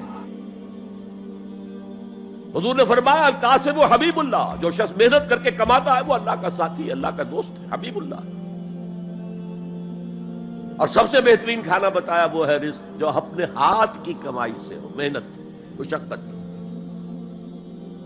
بہرحال یہ جہاد کا ایک آغاز ہے. میں نے کہا تھا یہ یونیورسل فینومینن ہے، یونیورسل، اس کائنات کی سب سے بڑی حقیقت یہی ہے. اس سے اوپر اٹھیے، انسانی سطح پر سب سے بڑا جہاد اپنے حقوق کا حصول، the freedom struggle. the struggle for self determination. کوئی قوم آ کر آپ پر حاکم ہو گئی، اس سے نجات حاصل کرنا، یہ جہاد فی سبیل الحریت. فی سبیل کسے کہتے ہیں؟ For the cause of, in the cause of. جہاد فی سبیل الحریت جائز ہے، سب کریں گے، سب کی آزادی حق ہے، کسی کو غلام بنا کر رکھنے کا کسی کو اختیار نہیں ہے. تو struggle for freedom it's a universal phenomenon. اور مسلمان بھی اگر کرے گا اور اللہ کی حدود کے اندر رہ کر کرے گا تو وہ بھی اللہ کے ہاں وہ اجر و ثواب کا مستحق ہوگا، بلکہ اگر جان دے دے گا شہید شمار ہوگا. اس لیے کہ حضور کی ایک حدیث ہے، من قتل دون مالہ فہو شہید. جو شخص اپنے مال کی حفاظت میں مارا گیا وہ بھی شہید ہے. اب آپ کہیں جا رہے تھے، آپ کے پاس کچھ مال ہے، جیب میں کچھ ہے، کوئی ڈاکو آ گئے، آپ کو گھیر لیے. اب آپ کے پاس دو راستے، ایک تو آپ کہیں لو بھائی جو کچھ ہے یہ حاضر ہے، لے لو، میری جان بخشی کرو، اور ایک یہ کہ آپ ڈٹ جائیں. اس ڈٹ جانے میں اگر جان چلی گئی تو آپ شہید ہیں. من قتل دون مالہ ہی، تو مال سے تو 1000 گنا بڑی شے ہے حریت، فی سبیل الحریہ. لیکن ہم نے کیا غلطی کی؟ فریڈم سٹرگل کو بھی جہاد فی سبیل اللہ کہہ دیا. بہت بڑی غلطی، جس کا سب سے بڑا مظہر میں آپ کو بتاتا ہوں. یہ mid 50s کی بات ہے. میں اپنے MBBS سے فارغ ہو کر منٹگومری میں، جو اب سائیوال کہلاتا، جا کر آباد ہو گیا تھا والدین کے پاس. الجزائر میں اس وقت فریڈم سٹرگل چل رہی تھی فرانس کے خلاف. تو اس کے لیے کچھ فنڈز حاصل کرنے کے لیے ایک وفد آیا پاکستان کے دورے پر. ایک تو کرنل صاحب تھے، کرنل عودہ، وہ تو داڑھی مونچھ صاف تھے جیسے ہوتے ہیں عام طور پر فوجی. لیکن ایک بہت بڑے عالم دین علامہ بشیر الابراہیمی الجزائری، بہت مشہور، بہت بڑے عالم، وہ بھی ساتھ تھے. انہوں نے جو تقریر کی عربی میں، جہاد فی سبیل اللہ، جہاد فی سبیل اللہ. واقعہ یہ کہ وجد میں آ گیا پورا مجمع. وہ لوگ تو وجد میں نہیں آ سکے ہوں گے جنہوں نے ترجمہ، جنہوں نے سنا ہے، لیکن میں عربی سے واقف تھا تو میں واقعتاً وجد میں آ گیا. قرآن کا بیان، حدیث کے بیان، جہاد فی سبیل اللہ کی اہمیت، جہاد فی سبیل اللہ کا مقام و مرتبہ. اچھا جو بھی ہو سکا پیسے ہم نے جمع کیے، کمیٹی بنائی، تھیلی پیش کی. Now prepare for the shock. جب یہ جہاد کامیاب ہوا تو ایک سوشلسٹ ریاست قائم ہو گئی. How come؟ اگر یہ جہاد فی سبیل اللہ تھا تو اسلامی ریاست قائم ہونی چاہیے تھی. اگر درخت آم کا تھا تو اس میں نمولی کیسے لگ گئی؟ معلوم ہوا کہ ہم نے غلطی کی تھی. ہم نے اسے جہاد حریت کی بجائے جہاد فی سبیل اللہ کہہ دیا. بھئی جہاد حریت جائز ہے اور اس کے لیے جان دینا بھی شہادت ہے، لیکن آپ نے اس کو جہاد فی سبیل اللہ کیسے کہہ دیا؟ چنانچہ یہ نوٹ کر لیجئے کہ میں نے جب افغانستان میں روسی فوجیں داخل ہو گئیں تو جو وہاں پر ایک سٹرگل شروع ہوئی ہے، ریزسٹنس شروع ہوئی ہے، میں نے اسے کبھی جہاد فی سبیل اللہ نہیں مانا. جہاد فی سبیل اللہ کا نعرہ لگوا کر امریکہ نے فائدہ اٹھایا، مرے افغان، اور کام بن گیا اس کا آرک رائیول جو ہے وہ ختم ہو گیا. اور نتیجہ پوری دنیا بھگت رہی ہے کہ بائی پولر کی بجائے یونی پولر دنیا ہو گئی. اور وہ جو ایک پول ہے جتنا طاقت کے نشے میں اس وقت چور چور ہے، وہ آپ کو معلوم ہے، مجھے تفصیل میں جانے کی ضرورت نہیں. میں نے کہا تھا جہاد حریت ہے، جائز ہے، to defend your country against an invader, لیکن اسے جہاد فی سبیل اللہ نہ کہیں. اچھا اس سے آگے آئیے، اب ہیومن لیول پر اس سے اوپر کا ایک کی سطح ہے، نظریے اور نظام کے لیے جہاد. ایک نظریہ تھا مارکسزم، اس کی بنا پر نظام جو بنا وہ communism. Who really believed in Marxism and communism, he struggled to establish a communist state. یہ جہاد ہے فی سبیل الاشتراکیہ، اشتراکیت کی راہ میں جہاد کر رہے ہیں. جانیں دے رہے ہیں، مر رہے ہیں، زار کی فوجیں جو ہیں وہ شوٹ کر رہی ہیں کھڑے ہو کر کے قطاروں کے اندر، جانیں دے رہے ہیں۔ اس کے بغیر تو ظاہر بات ہے شہنشاہیت، زار کی شہنشاہیت کہیں جگہ چھوڑ سکتی تھی، کہیں اپنی جڑ چھوڑ سکتی تھی؟ تو یہ جو جہاد ہے یہ ہے ایک نظریے کی بنیاد پر، اس نظریے پر ایک نظام قائم ہوتا، جس نظریے میں وہ بلیو کرتے ہیں کہ یہی حق ہے، یہی انسان کے لیے بہتر ہے، اسی میں عدل ہے، اسی میں انصاف ہے، اس کو قائم کرنے کی جد و جہد کرنا ان پر فرض نہیں کرتے تو آپ کہیں گے ایسے جھوٹ موٹ کو بنا پھرتا ہے کمیونسٹ، اس کی تو ساری دوستیاں، اس کے سارے تعلقات جو ہیں وہ تو کیپٹلسٹ کے ساتھ ہیں، تو ان کے تنخواہیں لیتا۔ آپ کہتے ہیں کہ نہیں کہتے؟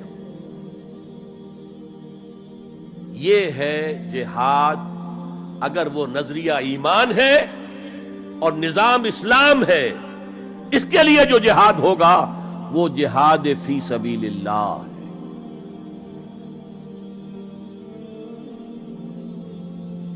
کسی اور مقصد کے لیے یہ جہاد کو آپ جہاد فی سبیل اللہ نہیں کہہ سکتے۔ آپ ڈیموکریسی کے قیام کے لیے کسی بادشاہت کو ختم کر کے ڈیموکریسی کا نظام قائم کرنا چاہتے ہیں، جہاد ہے، جہاد فی سبیل الڈیموکراسیہ، جہاد for the cause of democracy, جہاد فار دی کاز آف اشتراکیت۔ اسی معنی میں قرآن مشرکین مکہ کو بھی مجاہد قرار دیتا تھا، وہ تھے مجاہدین فی سبیل الشرک، جانے نہیں دے رہے تھے، کیا قربانیاں نہیں دے رہے تھے، وہ اپنے عقیدے کے لیے، اپنے نظریے کے لیے، اپنے نظام کے لیے جانے دے رہے تھے۔ تو یہ ہے جہاد نظریے اور نظام کے لیے۔ پھر میں تیسری مرتبہ دوہرا رہا ہوں، اگر وہ نظریہ ایمان ہے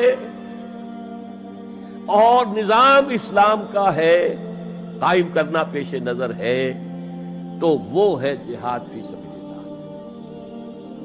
اب اس کے 3 لیولز ہیں، اور ہر لیول پر 3 سب لیولز ہیں۔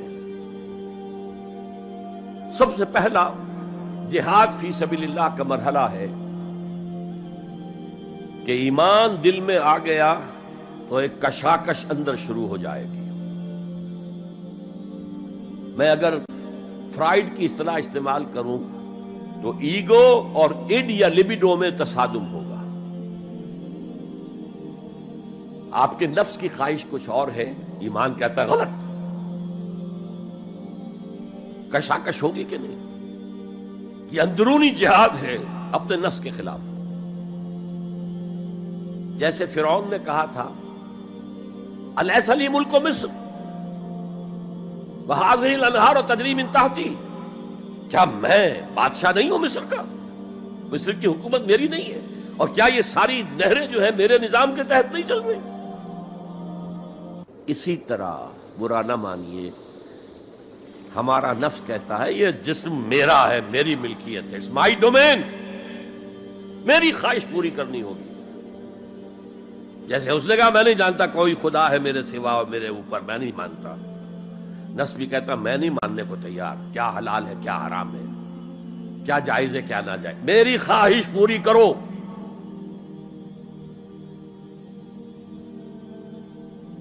اس کے خلاف جہاد، یہ پہلی منزل کا جہاد ہے۔ اور آپ کو معلوم ہے 3 منزلہ عمارت ہے، تو بلند ترین تو ہے تیسری منزل، اہم ترین ہے پہلی منزل۔ پہلی منزل بنے گی تو دوسری بنے گی، دوسری ہوگی تو تیسری بنے گی نا۔ پہلی منزل یہ ہے اور اہم ترین یہ ہے۔ اسی لیے مولانا روم نے کہا نفس ماں ہم کم ترس فرعون نیست، میرا نفس بھی فرعون سے کم نہیں ہے، لیکن ایراعون نیست، اس کے پاس لاؤ لشکر تھا، اس نے زبان سے بھی کہہ دیا تھا انا ربکم الاعلی، میں ہوں خدا۔ میرا نفس بیچارہ اس کے پاس کوئی لاؤ لشکر نہیں، زبان سے تو یہ کچھ نہیں کہتا، اندر یہی کہتا میں بادشاہ ہوں اس وجود کا، میری مرضی پوری۔ تو اسٹرگل اگینسٹ دس بیسر سیلف، ایک سیلف ہے اونچی سیلف، خودی، انا، ایگو، اور ایک ہے یہ بیسر سیلف، حیوانی جبلتیں جو اندھی بہری ہیں، جو حلال اور حرام سے انہیں کوئی غرض نہیں ہے، ان کے خلاف جہاد کرنا۔ آپ نے فرمایا صلی اللہ علیہ وسلم المجاہد من جاہد نفسہ، اصل مجاہد وہ ہے جو اپنے نفس کے خلاف جہاد کر سکے۔ تمہارے اندر یہ دشمن تو بیٹھا ہوا ہے، تکڑا ہے، تمہیں کنٹرول کر رہا، چلے آؤ باہر کے دشمنوں سے جہاد کرنے کے لیے۔ تم نے ٹانگے کو گھوڑے کے آگے باندھ دیا۔ اور ایک دفعہ حضور سے پوچھا گیا ای الجہاد افضل یا رسول اللہ، اے اللہ کے رسول سب سے افضل جہاد کون سا ہے؟ فرمایا ان تجاہد نفسک فی طاعت اللہ، اپنے نفس کے خلاف جہاد کرو، اسے اللہ کا مطیع کرو۔ یہ جو اندر کی کشمکش ہے، کشاکش ہے، یہ جہاد فی سبیل اللہ کا نقطۂ آغاز، اللہ کا مطیع بنانا ہے نفس کو۔ اس کے ساتھ دو سب لیول اور ہیں۔ اس نفس کو بھڑکانے والی ایک قوت ہے انویزیبل، اور ویزیبل بھی ہے۔ انویزیبل قوت سب سے بڑی ابلیس، شیطان لعین، اور اس کے چیلے چانٹے جنات میں سے، اور ویزیبل میں انسانوں میں جو اس کے ایجنٹ ہیں، جو فحاشی کو کلچر کا نام دے، یہ اس ابلیس کے چیلے ہیں۔ ان کے خلاف جہاد نہیں کریں گے آپ، اگر آپ ان کے خلاف ایگریسو ایٹیٹیوڈ اختیار نہیں کریں گے تو آپ ان کے دباؤ میں آ جائیں گے۔ ان الشیطان لکم عدوا فاتخذوہ عدوا، اے لوگوں یہ شیطان تمہارا دشمن ہے، اس کو اپنا دشمن سمجھو۔ وہ تمہیں سبز باغ دکھاتا ہے، بدی کو مزین کر کے دکھاتا ہے، اچھے اچھے نام اس کے رکھ دیتا ہے، اور تمہیں آمادہ کرتا ہے بدی کے ارتکاب پر۔ نہیں، وہ تمہارا دشمن ہے۔ افتتخذونہ وذریتہ اولیاء من دونی، تم مجھے چھوڑ کر اسے اور اس کے چیلے چانٹوں کو تم اپنا دوست بناتے ہو۔ نہیں، شیطان کے خلاف جنگ کرو۔ اور تیسرا اس پر سب لیول کیا ہے؟ معاشرہ اگر بگڑا ہوا ہے، اس کا عمومی رجحان برائی کی طرف ہے، تو سوشل پریشرز آپ کو ادھر دھکیلتے ہیں۔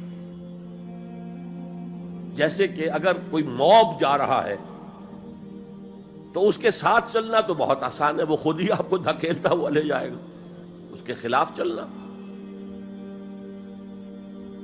بہت مشکل کہا۔ ہو سکتا ہے آپ بڑی زور لگا کے 4 قدم آگے بڑھیں، پھر کوئی ریلا آئے 10 قدم پیچھے لے جائے۔ تب 2 ہی راستے ہیں، زمانہ بات و سازت تو بعد زمانہ بے ساز۔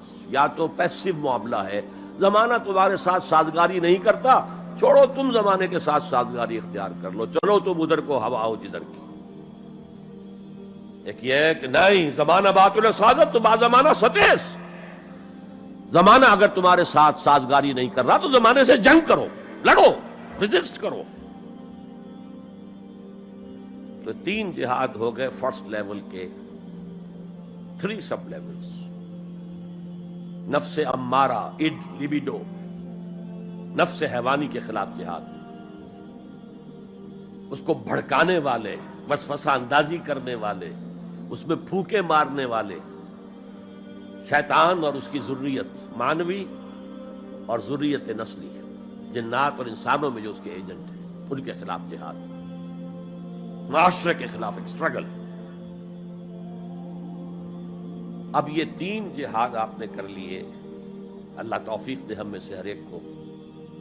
تو اب یہ جہاد آپ کے جسم سے باہر نکلے گا، خارج میں آئے گا۔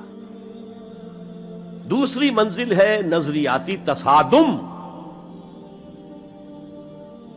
اگر آپ نے ایمان کا نظریہ اختیار کیا ہے تو الحاد کا نظریہ رکھنے والے بھی موجود ہیں۔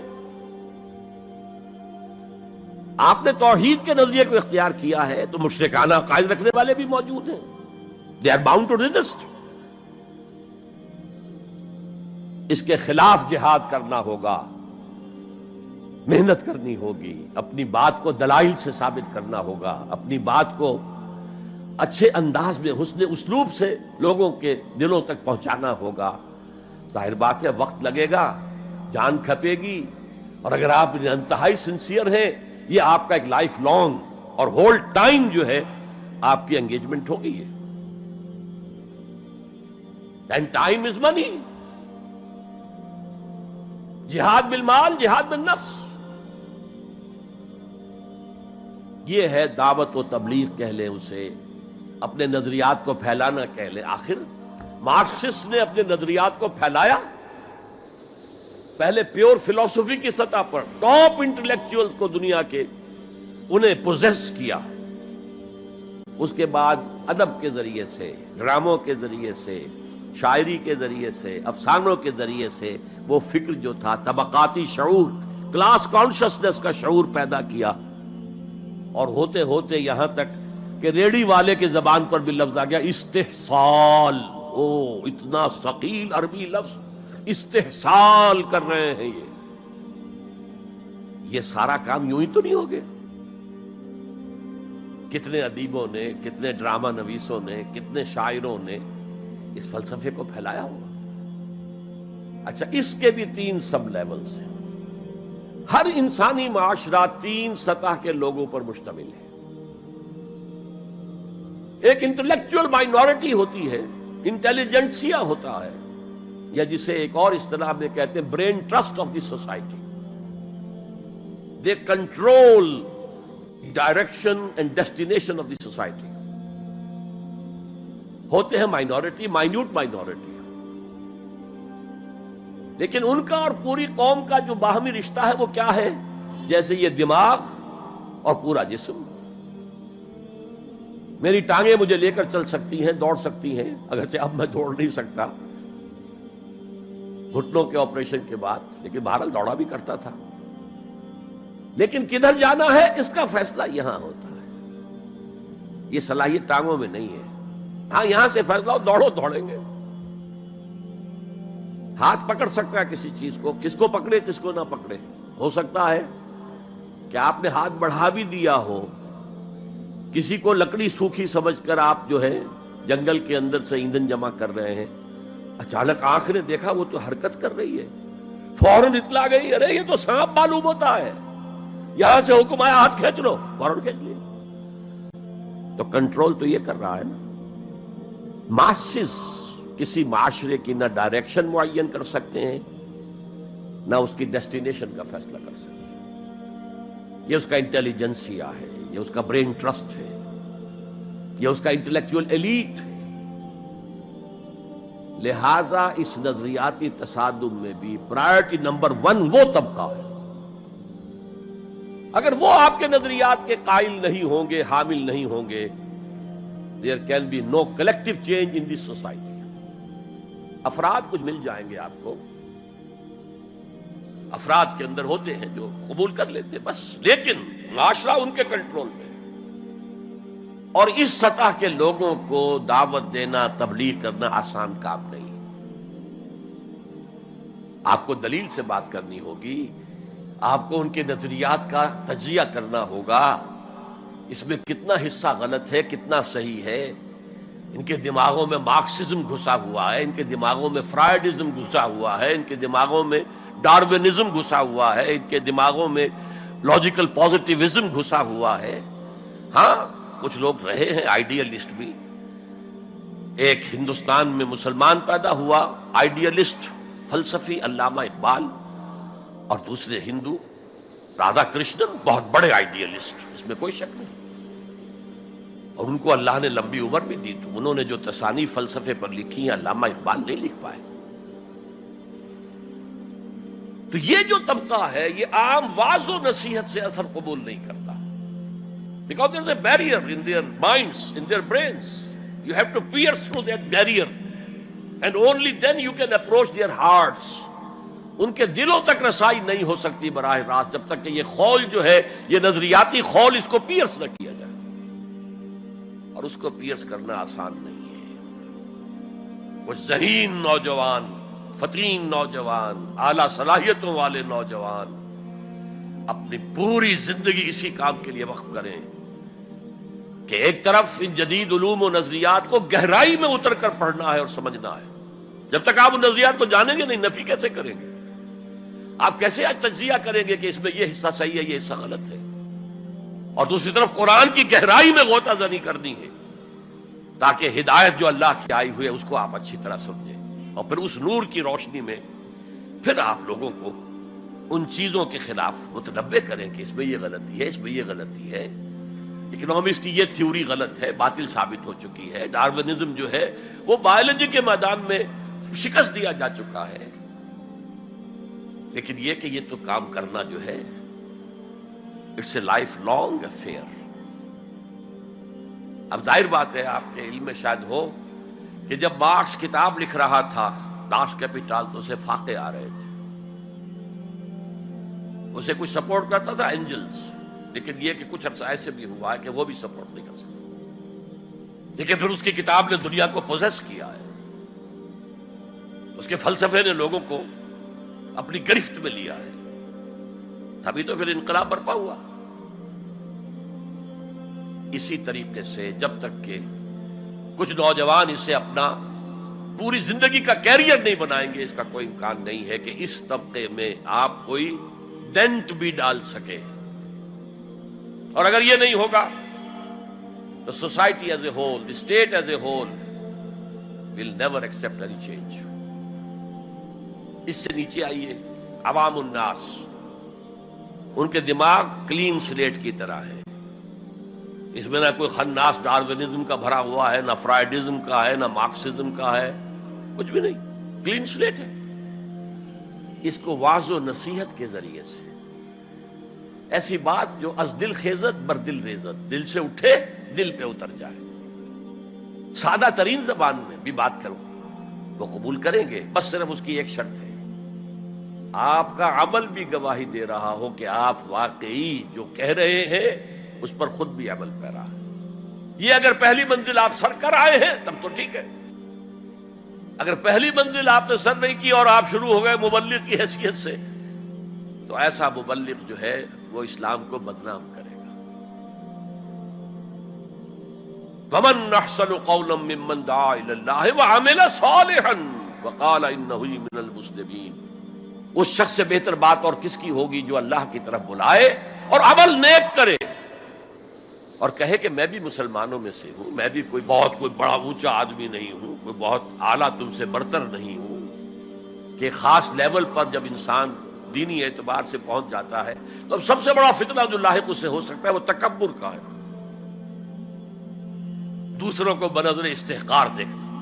اگر یہ نہیں ہے، سنسیریٹی کے ساتھ اپنے مخاطب کی خیر خواہی اس کے ساتھ آپ بات کر رہے ہیں، تو یہ ہے موعظہ حسنہ۔ یہ میں جو کچھ بیان کر رہا ہوں یہ سورہ نحل کی آیت، ادعو الی سبیل ربک بالحکمہ، یہ ٹاپ لیول کے اوپر حکمت سے، دانشمندی سے، اور حکمت کسے کہتے ہیں؟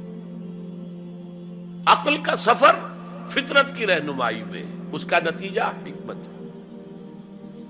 عقل خالص کا نتیجہ فلسفہ ہے، فلسفے کی منزل سکیپٹسزم ہے یا ایگنوسٹسزم ہے، لادریت ہے یا ارتیابیت ہے۔ ثم لم یرتابوا آج ہم نے پڑھا ہے، وہی ارتیابیت ہے۔ تھرڈ لیول ہے کہ ہر معاشرے کے اندر کچھ جنہیں ہم سمجھیں گے کہ گمراہ کن طبقات ہیں، گمراہ کرنے والے، ان کی تبلیغی سول سروس موجود ہوتی ہے، انہیں تنخواہیں ملتی ہیں اسی کی کہ وہ آپ کے نظریے کی نفی کریں اور اپنا نظریہ، اپنا عقیدہ پھیلائیں۔ یہ لوگ ادھار کھائے بیٹھے ہوتے ہیں، یہ سمجھنے کے موڈ میں کبھی نہیں ہوتے، ان کا تو انداز مناظرانہ ہوتا ہے، بس سمجھنا سمجھانا پیش نظر نہیں ہوتا۔ You have to meet them in their own elements۔ اگر نہیں کریں گے تو عوام الناس پر بہت برا اثر ہوگا، عوام الناس جو ہے وہ تو پھر زیر اثر آ جائیں گے ان کے، جیسے کہ پادری فینڈر آیا تھا انڈیا میں، ابھی جب کہ ایسٹ انڈیا کمپنی کی حکومت شروع ہوئی تھی، کلکتے ہی سے انگریز شروع ہوئے تھے، کلکتے ہی سے مشنری وقت شروع ہوا تھا، وہیں پہلا پریس لگا تھا، وہیں اردو کی بائبل چھپی تھی، اور اس نے تمام مسلمان علماء سے مناظرے کیے، بنگال کے، بہار کے، یو پی کے، سب کو ہراتا ہوا، شکست دیتا ہوا دلی پہنچ گیا، اور دلی کی جامع مسجد کی سیڑھیوں پر کھڑے ہو کر اس نے اعلان کیا، اے مسلمانوں، میں وہاں سے یہاں تک آ گیا ہوں، تمہارا کوئی عالم میرا مقابلہ نہیں کر سکا۔ اس کی وجہ یہ کہ ہمارے علماء نہ بائبل پڑھتے تھے نہ تورات پڑھتے تھے. ان کا اصل سبجیکٹ تھا فقہ، اس لیے کہ انہیں سرکاری جو حکومت مسلمانوں کی تھی اس کے اندر قاضی اور مفتی کے عہدے اور قاضی اور خطیب جامع مسجد کے یہ عہدے تھے. تو سول سروس کے لیے جو نصاب بنا ہوا تھا وہاں، اس میں قانون کی اہمیت تھی سب سے زیادہ، تو فقہ پڑھتے تھے. اور وہ لوگ تیار ہو کر آتے تھے پوری طرح عربی سے واقف ہے، قرآن سے واقف ہے، تو مقابلہ کیسے ہو؟ اور اگر اس وقت کوئی شخص مقابلے میں نہ آ سکتا.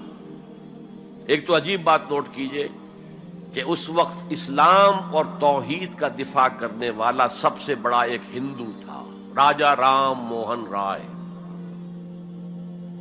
آئینہ تثلیث اس نے کتاب لکھی ہے جس میں کہ ٹرینٹی جو عیسائیت کی بنیاد ہے اس کی نفی کی اور توحید کا اثبات کیا. بہرحال پادری فینڈر کے مقابلے میں کوئی اگر نہ آتا تو کیا اثر ہوتا علماء پر؟ ویسے ہمیں انگریزوں نے فتح کر لیا، ہمارے مذہب کو عیسائیوں نے فتح کر لیا، لیکن اللہ کا فضل ہوا، کرم ہوا. ضلع مظفر نگر کا ایک قصبہ کیرانہ ہے، مولانا رحمت اللہ کیرانوی رحمت اللہ علیہ وہ میدان میں آئے، انہوں نے شکست فاش دی، فینڈر کو بھاگ گیا ہندوستان سے. تو یہ جدال اس کو قرآن کہتا ہے، مناظرہ نہیں، عام لفظ استعمال ہوتا ہے مناظرہ، قرآن کہتا ہے مجادلہ. لیکن اس کے لیے بھی کیا کہتا ہے؟ جدال بھی کرو تو خوبصورت طریقے سے، گالم گلوچ نہ کرو، لوگوں کی توہین نہ کرو، ان کے جھوٹے معبود ہیں تو انہیں گالیاں مت دو، شریفانہ انداز میں بات کرو. یہ 3 لیولز دعوت. ظاہر بات ہے کہ اس طرح کے مناظرے کے لیے بھی اسپیشل ٹریننگ کی ضرورت ہوتی ہے. اگر آپ ان مذاہب کی گہرائی میں نہیں اترے ہوئے، ان کی تاریخ کی جو ہے پورا پس منظر آپ کو معلوم نہیں، ان کے اسکرپچرز کو آپ نے نہیں پڑھا ہے، تو آپ کیسے کریں گے مناظرہ؟ تو یہ 3 سب لیولز ہیں دعوت و تبلیغ کے، جہاد کے، جس میں جان بھی لگتی ہے، مال بھی لگتا ہے. ایک ادعو الی سبیل ربک بالحکمہ for the elite, intellectual elite, والموعظۃ الحسنہ فار دی کامن ماسز، وجادلہم باللتی ہی احسن، اور جدال اور مجادلہ کرو ان کے ساتھ، لیکن بہت عمدہ طریقے سے، خوش اسلوبی سے. اس میں تہذیب ہونی چاہیے، شائستگی ہونی چاہیے. اگر وہ کہیں اس سے نیچے گر رہے تو مت گرنا. 2 لیولز اور 6 سب لیول ہو گئے. اب آئیے اس کا چوٹی کا جہاد ہے نظام کو بدلنا. مارکسزم کو مانا ہے تو فرض ہے کہ کمیونزم نافذ کرو. یہ سخت ترین مرحلہ ہے، اس لیے کہ ظاہر بات ہے کہ خلا تو کہیں ہے نہیں، کوئی نہ کوئی نظام تو ہے، اور وہ نظام اپنے آپ کو ڈیفینڈ کرتا ہے، وہ سٹیٹس کو وہ چاہتا ہے. اس کے ساتھ جو پریویلیج کلاسز ہیں وہ چاہیں گی نظام یہی رہے. اسی کی شاخوں پر تو ہمارے آشیانے بنے ہوئے ہیں، ہمارے گھونسلے، ہمارے مفادات پر زد پڑ رہی ہے. Grid up your lines, resist them. یہ معاملہ ہے جس میں تصادم آتا ہے. نظام تصادم کے بغیر نہیں بدل سکتا. دعوت کے ذریعے آپ سلیم الفطرت، سلیم العقل لوگوں کو کھینچ لیں گے، لیکن لاتوں کے بھوت باتوں سے نہیں مانتے. جن کے ویسٹڈ انٹرسٹ ہے وہ نہیں چھوڑیں گے. ان میں سے بھی ہو سکتا ہے نکل آئے. ابو بکر صدیق انہی میں سے تھے، عثمان غنی انہی میں سے تھے، لیکن نکل آتے، لوگ نکل آتے. لیکن اکثریت ان کی وہ ڈٹ جاتی ہے. گرڈ اپ یور لائنز، اپنے مفادات کا تحفظ کرو، بچاؤ اپنے مفادات کو. تو تصادم بیکمز انیویٹیبل، انیویٹیبل، انیویٹیبل. اس تصادم کی بھی 3 سٹیجز ہیں. وہی میں نے کہا تھا نا، 3 سب سٹیجز ہر سٹیج پر. پہلی یہ ہے جسے پیسو ریزسٹنس کہا جائے گا. ظاہر بات ہے کہ کانفلکٹ تو انقلابی لوگوں نے پیدا کیا ہے نا. معاشرہ تو بس رہا تھا، غلام اپنے قسمت پر شاکر و صابر تھے، قربا کہتے تھے ہماری تقدیر ہی یہ ہے، ٹھیک ہے، اسی لیے تو مارکس نے کہا کہ یہ اوپیم آف دی ماسز ہے مذہب۔ اس نے کانفلکٹ کس نے پیدا کیا؟ جس نے کہا یہ غلط ہے، یہ نظام صحیح نہیں ہے، یہ ریپریسو ہے، یہ ایکسپلائٹیٹو ہے، یہ ڈسکریمنیٹو ہے، اس میں تقسیم دولت کا نظام غلط ہے۔ ایک طرف ارتکاز دولت ہے، دوسری طرف احتیاج ہے، بھوک ہے، مفلسی ہے، قلاشی ہے۔ جو یہ کہتے ہیں تو گویا کہ ایک تالاب پرسکون تھا، اس نے پتھر تو آپ نے مارا نا، اب جو لہریں اٹھیں گی تو be prepared to face the music. چنانچہ اور مارو ان کو قتل کرو، ان کو جیلوں میں ٹھوس دو، ان کو یہ کرو، ان کو وہ کرو۔ اس سارے معاملے میں پہلی سٹیج ہوگی اس نظریاتی اور نظام کے تصادم میں ٹیک آل پرسیکیوشن وداؤٹ اینی ریٹیلیشن۔ اگر آپ وائلنٹ ہو گئے فرام دی ویری بگننگ تو جو پاور اس وقت ہے موجود، جو نظام ہے اس کو ریپرزینٹ کرنے والی جو حکومت موجود ہے، وہ آپ کو کرش کر کے رکھ دے گی۔ You have to buy time. اور اس کے لیے کیا ہے؟ وہ تمہیں مارے تم جواب نہ دو، وہ گالی دے تم انہیں دعائیں دو، وہ پتھر مارے تم پھول پیش کرو۔ ادفع باللتی ہی احسن، بہترین انداز میں دفاع کرو۔ اسے کہتے ہیں پیسو ریزسٹنس۔ حضور کی سیرت میں پورے 12 برس یہ حکم تھا، this was the order of the day, no retaliation whatsoever, no raising of hands even in self defence. اور یہ میں آپ کو بتا چکا ہوں، مہاتما گاندھی نے کہا سرحدی گاندھی عبد الغفار خان سے کہ میں نے یہ عدم تشدد جو ہے، تشدد کا جواب تشدد سے نہ دینا، یہ میں نے سیکھا ہے حضرت مسیح سے اور حضرت محمد سے صلی اللہ علیہ وسلم۔ حضرت مسیح کی زندگی پہلی سٹیج ہی پر تک رہی، آگے کی وہ مہم چلی ہی نہیں، اس لیے کہ آپ کو ریسپانس ملا ہی نہیں۔ کہتے ہیں کل 72 آدمی ایمان لائے تھے ان پر، اور ان میں سے بھی 12 تھے جو ان کے مخلص ساتھی تھے، حواریین تھے، ہر وقت ساتھ رہتے تھے، اور ان میں سے بھی ایک وہ تھا جس نے غداری کر کے گرفتار کرایا ہے ان کی اپنی روایت کے مطابق۔ اس کو چھوڑیے، تفصیل میں نہیں جانے کی ضرورت نہیں۔ تو بہرحال اس سے اگلی سٹیج کیسے آتی؟ دعوت وہ دیتے رہے، وعظ کہتے رہے، یہ سب کچھ کرتے رہے، سیکنڈ سٹیج تک رہے، تھرڈ سٹیج تک تو جب تک کہ قوت حاصل نہ ہو you can't proceed. If there's no response, you can't go forward. لیکن یہ کہ حضور کی زندگی میں اگلی سٹیج آ گئی، ساتھی آئے، انہیں مارے کھانی پڑی، دہکتے ہوئے انگاروں پہ لٹایا گیا، جانوروں کی لاشوں کی طرح ان کی گردن کے اندر رسیاں باندھ کر انہیں گھسیٹا گیا گلیوں کے اندر، سب کچھ ہوا ہے، برداشت کیا، انہیں قتل بھی کیا گیا۔ حضرت سمیہ، حضرت یاسر پہلے مقتولین ہیں، میاں بیوی رضی اللہ تعالی عنہما، سب کچھ ہوا ہے، برداشت کرو، اسبرو، صبر کرو۔ اس کا ایک بہت بڑا نتیجہ نکلتا ہے، اس معاشرے میں جو سائلنٹ میجورٹی ہوتی ہے، وہ سائلنٹ میجورٹی سائلنٹ تو ہوتی ہے، ڈمب تو ہے، ڈیف نہیں ہے، بلائنڈ نہیں ہے۔ وہ بلال کی چیخیں تو سن رہی ہے نا، وہ دیکھ رہی ہے کس طرح دہکتے ہوئے انگاروں پر خباب بن الارت کو لٹایا گیا۔ یہ جو سائلنٹ میجورٹی ہوتی ہے، اب یہ سوچتی ہے یہ ان کے اوپر کیوں یہ تشدد آ رہا ہے؟ کیا بلال نے آقا کی کوئی چوری کر لی تھی؟ کہیں خدا نہ خواستہ خاکم و دہن آقا کی بیٹی کی عزت پر ہاتھ ڈال دیا؟ کیا کیا تھا جو یہ آقا جو ہے امیہ ابن خلف یہ کچھ کر رہا ہے اس کے ساتھ؟ اس کے بعد جب انہیں معلوم ہوتا ہے کوئی جرم نہیں ہے، صرف یہ کہتا ہے اللہ ایک ہے، میں اور اس کے ساتھ کسی کو شریک کرنے کو تیار نہیں، اور محمد اللہ کے رسول ہے، بس جرم ہے تو یہ ہے۔ اب اس کا کیا اثر پڑتا ہوگا اس سائلنٹ میجورٹی کو، اس کا آپ اندازہ کر لیجیے۔ ان کی ہمدردیاں اندر ہی اندر ان کے ساتھ ہو رہی ہیں، اگرچہ وہ گئے ہیں اپنے لیڈروں کے دباؤ کی وجہ سے غزوہ بدر میں، مفتوح تو پہلے سے ہو چکے تھے، جو دلوں کو فتح کر لے وہی فاتح زمانہ۔ بہرحال first stage is passive resistance, صبر محض. سیکنڈ، جب ذرا محسوس ہو ہمارے پاس طاقت ہے، we can risk a direct confrontation with the system، تو اس نظام کو کہیں سے چھیڑا جائے دکھتی رکھ کو. دیکھیے گاندھی جی کی موومنٹ میں عرض کر چکا ہوں، پہلے کیا تھا؟ Non violent, naan cooperation. کوئی جرم تو نہیں ہے، ہم نہیں پہنتے تمہارے کپڑے، کیا کوئی قانون ہے یہ؟ لیکن سیکنڈ سٹیج کیا آئی؟ یہ چھیڑنا تھا اس کو.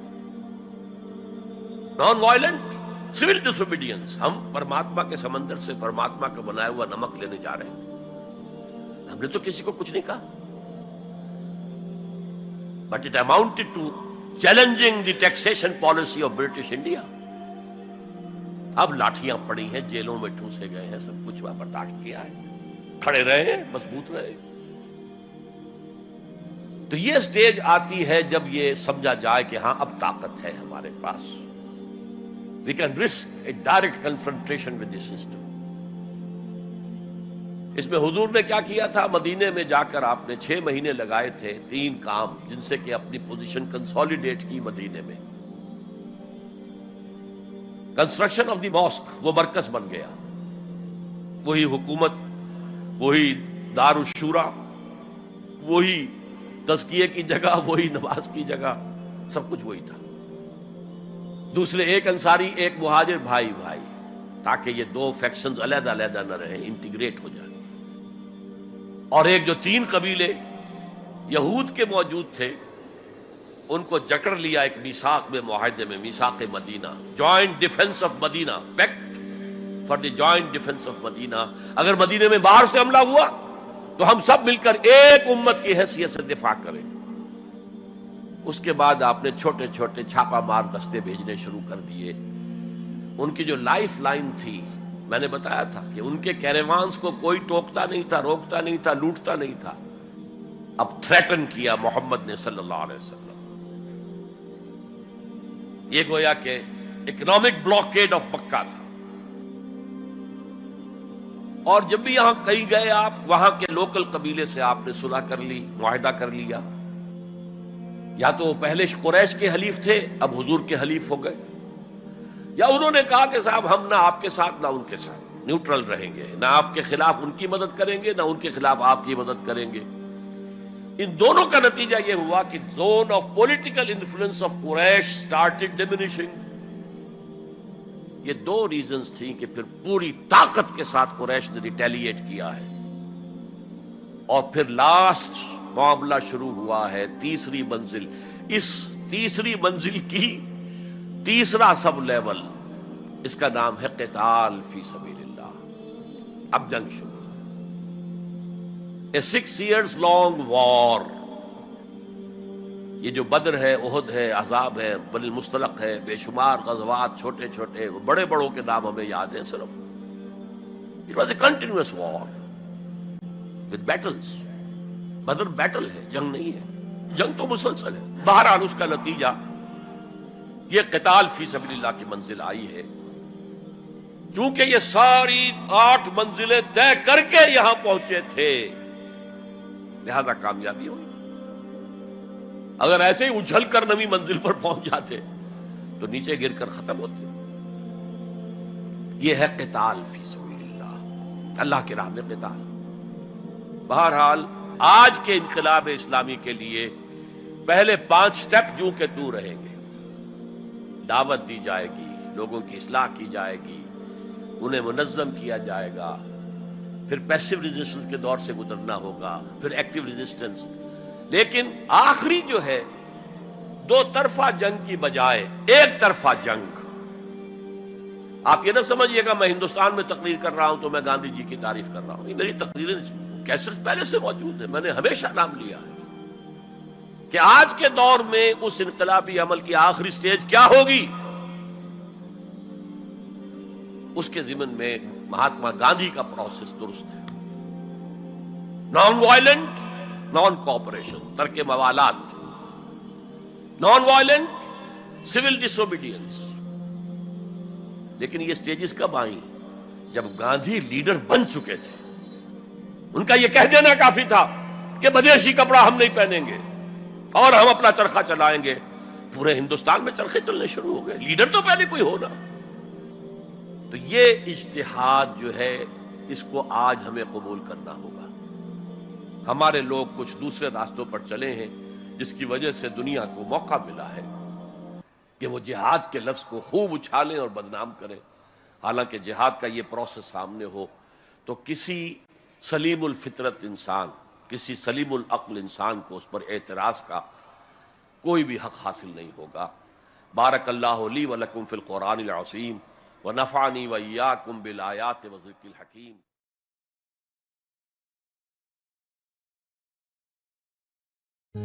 رب رب کر دے بڈھے ہو گئے اتے ملا پنڈت سارے، رب دا کھوج کھرا نہ لبا اتے نہ کیتے بئی نظارے.